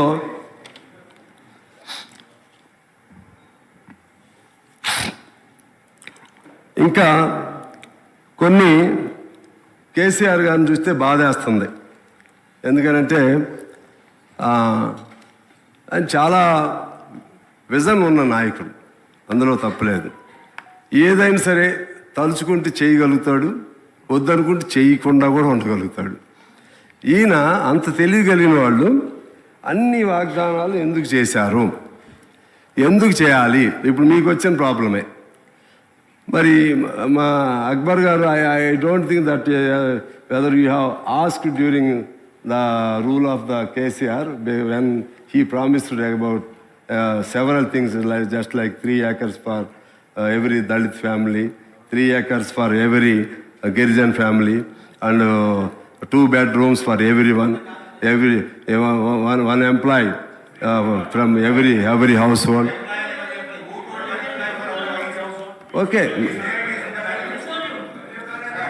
గౌరవ సభ్యులు సాంబశివరావు గారు. ఓకే, మాట్లాడండి, పర్లేదు. కాంగ్రెస్ పార్టీకి మిత్రపక్షం అయితే సంతోషం, కాంగ్రెస్ పార్టీకి అనుకూలంగా మీరు మాట్లాడండి, మేము కాదనము. ఎందుకంటే మీరు కలిసే పోటీ చేసినారు, తప్పులేదు. కానీ ప్రతి ఇంటికి ఉద్యోగం ఇస్తామని ఎక్కడన్నా చెప్పినాము? మా మేనిఫెస్టోలో ఉందా? నేను ఐ ఛాలెంజ్ ఎవరన్నా ఎక్కడన్నా మేము ప్రతి ఇంటికి ఉద్యోగం ఇస్తామని స్పీచ్లో కానీ మేనిఫెస్టోలో కానీ మేము ఎక్కడన్నా చెప్పుంటే చూపియండి. నేను I'm ready for the challenge. కానీ ఎందుకంటే అనవసరంగా ఇట్లా స్వీపింగ్ రిమార్క్స్ గతంలోనే ఎన్నికల టైంలో ఇదే కాంగ్రెస్ పార్టీ నాయకులు బయట చేసినారంటే సరే, బయట చేసినారు, రాజకీయాల కోసం మాట్లాడి ఉండొచ్చు. కానీ సభలో మీరు అట్లా గౌరవనీయులైనటువంటి ఇంత అనుభవజ్ఞులైనటువంటి సాంబశివరావు గారు మాట్లాడడం కరెక్ట్ కాదు. మీరు గవర్నర్ ప్రసంగం మీద మాట్లాడండి, కానీ అక్బరుద్దీన్ ఓవైసీ గారిని ప్రశ్నించడం, ఇంకోరిని ప్రశ్నించడం సరి అయింది కూడా కాదు. You please speak on the governor speech, అంతే తప్ప మీరు ఇంకొకరిని ప్రశ్నించడము, స్వీపింగ్ రిమార్క్స్ చేయడము, మేము చెప్పని దాన్ని చెప్పినట్టుగా మాట్లాడడం అనేటువంటిది మీ వయసుకు, మీ అనుభవానికి తగింది కాదు. సార్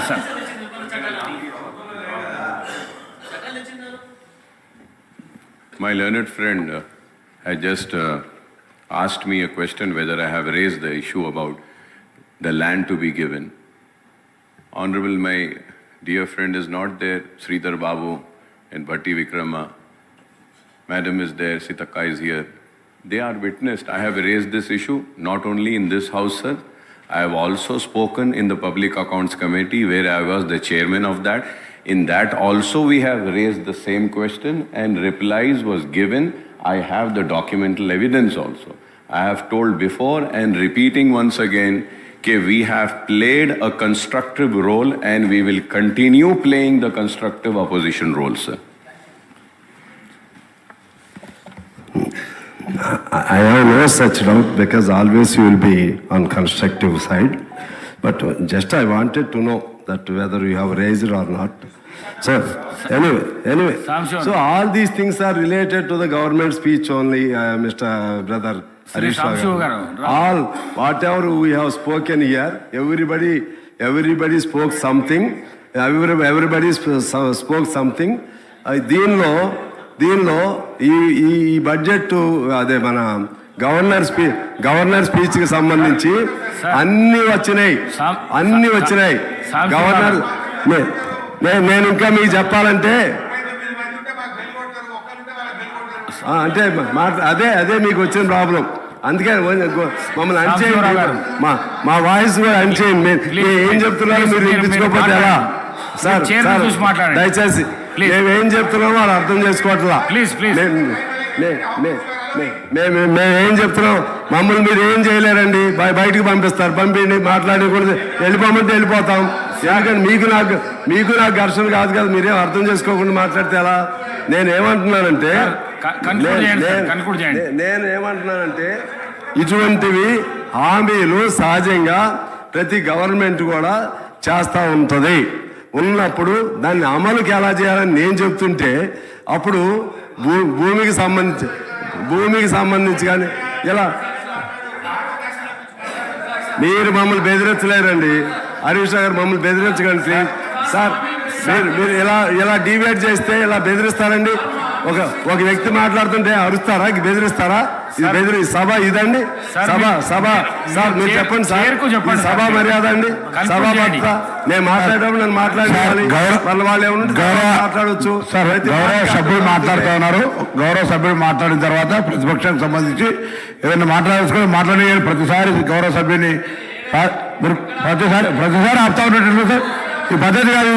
వాళ్ళు ఏం చెప్తారు చెప్పారు, మిగతా సభ్యులు చెప్పారు, మౌనంగా ఉన్నారు కదా సార్. ఒకటి తెలుసు కదా నేను చెప్పాను అధ్యక్ష. నేనేమన్నానంటే అప్పుడు కూడా చాలా వాగ్దానాలు చేశారు. సరే పోనీ, అదేంటంటే పబ్లిక్ మీటింగ్స్ చెప్పి ఉండొచ్చు, మ్యానుఫ్యాక్చర్ లేకపోవచ్చు. కానీ 3 ఎకరాలు అనేది ఉంది కదా, డబుల్ బెడ్రూమ్ అనేది ఉంది కదా, ఇంకా చాలా దళిత బంధు అనేది ఉంది కదా. నేను అనేది ఏంటంటే నేను దళిత బంధు సార్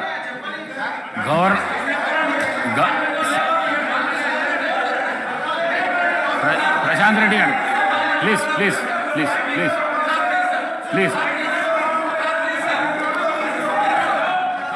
సార్ నన్ను కంటిన్యూ చేయండి సార్. అసహనం ఎందుకు అధ్యక్ష? మైకి మీద ఎందుకు పోవు? మైకి మీద ఎందుకు అంత అసహనం ఎందుకు? అసహనం ఎందుకు అంటే సభ కన్క్లూడ్ చేయండి అధ్యక్ష. మైకి మీద ఎందుకు అసహనం ఉందా? మైక్ సార్ నేను అనేది ఏంటంటే గవర్నమెంట్గా చేసినటువంటి వాగ్దానాలు అమలు చేయమని చెప్పే క్రమంలో నేను చెప్తుంటే వారికి అంత ఆవేశపడితే ఎలా సార్? వారు మీరు ఎక్స్పీరియన్స్డ్ దళిత బంధు కూడా చేయలేదండి, మ్యానుఫ్యాక్చర్ లేకపోవచ్చు. ఎట్లా మీరు సత్యగౌరవమైన మాటలు మాట్లాడకూడదు. మ్యానుఫ్యాక్చర్ లేకపోయినా దళిత బంధు అనేది మీ క్యాచీ వర్డ్. మీరు అన్ని చోట్ల చెప్పారు దళిత బంధు గురించి, బీసీ బంధు గురించి అన్ని చోట్ల చెప్పారు, అవన్నీ చెప్పారు. సరే మ్యానుఫ్యాక్చర్లో ఉందా లేదా అనే పాయింట్ కాదు. అందువలన అసలు మేము చెప్పలేదంటే నేనేం చేయలేను దానికి. అది వదిలేద్దాం. నన్ను ప్లీజ్ నన్ను ఎలో చేయండి. నేను ఇక్కడ సెంటర్లో కూర్చుని ఉన్నా సార్. నేను ఇక్కడ సెంటర్లో కూర్చుని నేను అందుకనే ప్లీజ్ అసలు మాట్లాడనీలేదు కదా సార్, నా సబ్జెక్టే చెప్పనీలేదు. నేను మంచి సదుద్దేశంతో సభను ఎలా ముందుకు తీసుకెళ్ళాలి, ప్రభుత్వాలు ఎలా ఉండాలి అవేగా నేను చెప్తుంది. మీరు వినకుండా నేనేం చెప్పాలి? మీరు వినకుండా మీరు ఇప్పుడు అక్బర్ గారు విన్నారు నేను చెప్పింది, విన్నారు. ఆయన ఈ సెట్ ఓకే, మీరేమో అసలు వింటలేదు. నేను కాంగ్రెస్తో స్నేహం లేకపోతే ఇంకోటితో ఎవరితో స్నేహం అని నేను ముందే చెప్పా. ఇక్కడ కూర్చున్నప్పుడు శాసనసభ్యునిగా మాట్లాడతాను, ఒక సబ్జెక్ట్ పరంగా మాట్లాడతాను. అంతేగాని ఇప్పుడు నేను దాంతో స్నేహం పెట్టుకున్నానని మిమ్మల్ని వ్యక్తిగతంగా నేను విమర్శ పెట్టానా? ఇంకోటి ఏమైనా విమర్శ పెట్టానా? నేను విధానపరంగానే మాట్లాడుతున్నా. దయచేసి అర్థం చేసుకోవాలని చెప్పి నేను కోరుతా ఉన్నాను. అదేవిధంగా ఇంకా కొన్ని అంశాలు ఉన్నాయి అధ్యక్ష. ముఖ్యంగా వీటికి సంబంధించి నేను అంటున్నాను, దీన్ని మంచి మన రాష్ట్రం తెలంగాణ రాష్ట్రం, అది సౌభాగ్యమైన రాష్ట్రం, సంపన్నవంతమైన రాష్ట్రం. నాకు కూడా తెలుసు ఆ ఇండెక్స్లు మనం పెర్ క్యాపిటల్లో నెంబర్ 1, అదేవిధంగా SGDPలో నెంబర్ 1, ఇంకా అనేక ర్యాంకింగ్లో నెంబర్ 1. కానీ నా అనుమానం ఏంటంటే ప్రతి నెల 1వ తారీఖున జీతాలు ఎందుకు ఇవ్వలేకపోయారు, అది నాకు కావాలి. డబ్బులు ఎట్టిపోయినాయి. రెండోది స్కాలర్షిప్లు పిల్లలకి స్టూడెంట్స్కి 7,800 కోట్ల రూపాయలు స్కాలర్షిప్లు ఇవ్వలేదు. అది ఎందుకు ఇవ్వలేకపోయారు నాకు కావాలి. అదేవిధంగా గ్రామ పంచాయతీలకి రావాల్సిన నిధులు ఎందుకు ఇవ్వలేకపోతున్నారో అది కావాలి. ఈజీఎస్ ఫండ్స్ వచ్చిన వాటిని డైవర్షన్ ఎందుకు జరుగుతుందో అది కావాలి. అటువంటి మీరు చేయొద్దని నేను చెప్తున్నా. వారు ఏమి తప్పులు చేశారో దానికి మంచి పరిపాలన చేసినప్పుడు కూడా ఇటువంటి కొన్ని తప్పుల వలన వాళ్ళు అధికారం కోల్పోయారు. ఆ తప్పులు చేయొద్దని వాళ్ళకి నేను సూచనగా చెప్తున్నాను అధ్యక్ష. అదేవిధంగా ఇప్పుడు ఈ పవర్ ప్రాజెక్ట్స్ సంబంధించి సరే 85,000 కోట్లు దాని ఏదో అరౌండ్ 85 or 81 జరిగింది. నేను అదే పద్ధతిలో చెప్తున్నా. సింగరేణి ఉంది. సింగరేణి నేను మా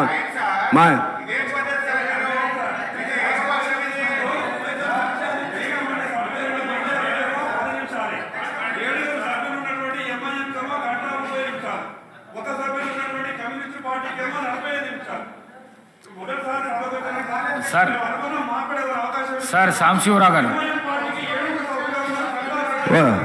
సార్ ఎందుకు సార్ నేను ఒక్కనే కదా, నా మీద ఎందుకు మీకు అంత కోపం? ఎందుకు నా మీద ఎందుకు అంత కోపం? మాట్లాడి సార్ ఓకే, నన్ను అది మాట్లాడలేదు. మా మిత్రులు, మా మాజీ మిత్రులు, ప్రస్తుత మిత్రులు, భవిష్యత్ మిత్రులు నన్ను అసలు మాట్లాడినీరు. ఓకే సరే, బ్రీఫ్గా just I will conclude with in short time. సరే, ఒకటి సింగరేణికి సంబంధించి దాదాపు 40,000-50,000 కోట్లు డైవర్ట్ అయింది. సింగరేణి ఫండ్స్ని ఎక్కడెక్కడో తీసుకెళ్ళి పెడుతున్నారు. దాన్ని మీ దృష్టికి తీసుకుని వస్తున్నాను. అదే పద్ధతుల్లో ఇప్పుడు మిమ్మల్ని కోరేది ఏంటంటే ఈ అవుట్ సోర్సింగ్ అలాగే కాంట్రాక్ట్ కార్మికుల వ్యవస్థ లేకుండా చేస్తామని చెప్పారు. దయచేసి కొత్త గవర్నమెంట్ దానిపైన ఆలోచన చేసి అటువంటి ఆ వ్యవస్థని రద్దు చేయటానికి నాకు తెలిసి మన CNMD గారితో గౌరవ ఉప ముఖ్యమంత్రి గారు ఆయన CNMD గారు సింగరేణితో మాట్లాడితే వేతనాలు పెరుగుతున్నాయి కాబట్టి మేము అవుట్ సోర్సింగ్ పెడుతున్నామని చెప్పారు. నాకు తెలిసింది వేతనాలు పెరుగుతున్నాయని కోరు మెటీరియల్ని అసలు ఎప్పుడు కూడా లోపల కోర్లు తీసే దానిలో ప్రైవేట్ వాళ్ళని అవుట్ సోర్సింగ్ వాళ్ళని పెట్టకూడదు. ఇవాళ కేవలం లాభాల కోసం సింగరేణిని ఆ విధంగా ఒకనాడు 130,000 మంది, తెలంగాణ వచ్చినప్పుడు 60,000 మంది, ఇవాళ 30,000 మంది దిగిపోయారు. మన ఆంధ్రప్రదేశ్లో లేకపోతే ప్రస్తుత తెలంగాణలో లేకపోతే మొత్తం సదరన్ స్టేట్స్లోనే ఒక మొదటి గొప్ప ప్రాజెక్ట్ ఏదైనా ఉంటే సింగరేణి. దాన్ని పరిరక్షించుకోవడానికి ఈ కొత్త ప్రభుత్వం ప్రాధాన్యత ఇవ్వాలని చెప్పి నేను కోరుతా ఉన్నాను. అలాగే ఇవాళ ANM, మధ్యాహ్న వర్కర్లు, హమాలీలు, ఆటోలు, ఇప్పుడు ఆటోలు కూడా వాళ్ళు ఏదో యాడ్ స్టేషన్లో వస్తున్నారు. వాళ్ళ కన్సర్న్ కూడా వినాలి. వాళ్ళ సమస్యలు కూడా పరిష్కారం చేయడానికి ప్రయత్నం చేయాలని కోరుతున్నాను. నిరుద్యోగులకు సంబంధించి ఇవాళ నోటిఫికేషన్ వస్తుంది. ఆ నోటిఫికేషన్లో అప్పుడు సంవత్సరం క్రితం ఇచ్చిన నోటిఫికేషన్ ఇప్పుడు కొత్తగా చాలామంది కూడా అప్లై చేసుకుంటున్నారు. మళ్ళీ ఎలిజిబిలిటీ వచ్చిన వాళ్ళు ఉన్నారు. వాళ్ళకు కూడా అవకాశం ఇవ్వాలని చెప్పి నేను కోరుతా ఉన్నాను. నిరుద్యోగ వృత్తిది కూడా మీరు ఆలోచన చేసి ఇక ఆ ఉద్యోగాలు దొరకనటువంటి వాళ్ళకి ఏదైనా అవకాశం ఇవ్వాలని నేను కోరుతా ఉన్నాను. ఆగిపోయినటువంటి పెన్షన్లు, రేషన్ కార్డులని తక్షణం స్టార్ట్ చేయాలని చెప్పి నేను కోరుతా ఉన్నాను. అలాగే వైద్యానికి సంబంధించి ప్రతి జిల్లా హెడ్ క్వార్టర్లో కూడా డయాలసిస్ సెంటర్స్ లేవు. ఆ విధంగా డయాలసిస్ సెంటర్లు ఉండే విధంగా ప్లాన్ చేయాలని చెప్పి నేను కోరుతున్నాను. మన రైతులకు ఇచ్చేటువంటి రైతు బంధు కానీ ఇటువంటి అంశాల్లో కౌలు రైతులను కూడా ఖచ్చితంగా మీరు పరిగణలో తీసుకోవాలి. కౌలు రైతులకు కూడా రైతులకు ఏమేమి బెనిఫిట్స్ వస్తున్నాయో అవన్నీ కూడా రైతులకు కూడా ఇవ్వాలని, ధరణిని మార్పులు చేయాలని చెప్పి కోరుతూ అదేవిధంగా ప్రతి జిల్లా కేంద్రంలో ఒక ఐటీ హబ్ లేకపోతే ఇండస్ట్రియల్ పార్క్ ఇటువంటి ప్రతి జిల్లా ఇప్పుడు ఎందుకంటే మొత్తం సెంట్రలైజ్డ్గా డెవలప్మెంట్ జరుగుతుంది హైదరాబాద్లో. అది జిల్లాలకు కూడా కొంచెం ఎక్స్టెండ్ అయితే బాగుంటుంది. డీసెంట్రలైజ్డ్ డెవలప్మెంట్ ఉంటే బాగుంటుంది. ఆ వైపు కూడా మీరు జాగ్రత్త పడాలని చెప్పి నేను కోరుతూ, అమాలీలు ఇటువంటి అసంఘటిత రంగానికి సంబంధించి ఉద్యోగస్తులకు ఎలా నెలసరి పెన్షన్ వస్తుందో ఆ సిస్టమ్ ఒకటి ఉంది. మాకు అవకాశం ఇస్తే ఒకసారి మీరు మేము కలిసి కూర్చుని ప్రతి అసంఘటిత రంగంలో పనిచేసి ప్రతి ఒక్కరికి కూడా ఈ 2000, 3000 పెన్షన్ కాకుండా వాళ్ళ పనికి తగ్గటువంటి పెన్షన్ వచ్చే పద్ధతుల్లో ఒక ప్లాన్ చేసుకుంటే మీరు చరిత్రలో మిగిలిపోతారని చెప్పి భావిస్తూ, ఆఖరిగా ఈ ఇరిగేషన్ ప్రాజెక్టుకు సంబంధించి మన ఈ దక్షిణ తెలంగాణ పూర్తిగా నిర్లక్ష్యం చేయబడింది. అందులో భాగంగా మా ఖమ్మం జిల్లాకు సంబంధించి సీతారాం ప్రాజెక్టు దానికి 2005లో అప్పుడు రాజశేఖర రెడ్డి గారు శంకుస్థాపన చేశారు. ఇప్పుడు 2003లోకి వచ్చాం. 18 ఏళ్ళు అయింది. ఇప్పుడు అది పూర్తి అయ్యేట్టు కనపడట్లేదు. మొన్న జరిగినటువంటి ఒక అధికారులతో కూడినటువంటి సమీక్ష సమావేశంలో మంత్రి గారు మన ఉత్తమ్ కుమార్ రెడ్డి గారు, భట్టి గారు, శ్రీనివాస్ రెడ్డి గారు, రాజగోపాల్ రెడ్డి గారు, కోమటిరెడ్డి వెంకటరెడ్డి గారు అందరూ ఉన్నారు. నేను కూడా వెళ్ళాను. దానిలో వారు చెప్పింది ఏంటంటే ఇంకా 24 నెలల నుంచి 30 నెలలు పడుతుందని చెప్తున్నారు ఒక్కో ప్రాజెక్ట్కి. అంటే ఇంకా 5 ఏళ్ళు అయినా కూడా అది పూర్తి కాదు. అందువలన ఆ విధంగా ఆగిపోయినటువంటి ప్రాజెక్టులు ఏమేమి ఉన్నాయో ఫేజ్డ్ మేనర్గా దాన్ని పూర్తి చేసుకుంటూ వాటర్ ఇస్తే కొంత అయినా ఉపయోగం జరుగుతుంది. అలాగే ఇప్పుడు మన నెట్టింపాడు, జోరాల, కలవకుర్తి ఇటువంటి కొద్ది ఖర్చు పెడితే అవన్నీ కూడా పూర్తి అవుతాయి. ఆ విధంగా వాటిపైన కూడా శ్రద్ధ పెట్టాలని కోరుతూ నాకు ఈ అవకాశం ఇచ్చినందుకు మీకు ధన్యవాదాలు తెలియజేస్తూ, సహకరించిన మా మిత్రులకు కూడా ధన్యవాదాలు తెలియజేస్తూ అందరికీ నమస్కారం. Tea break for 15 minutes.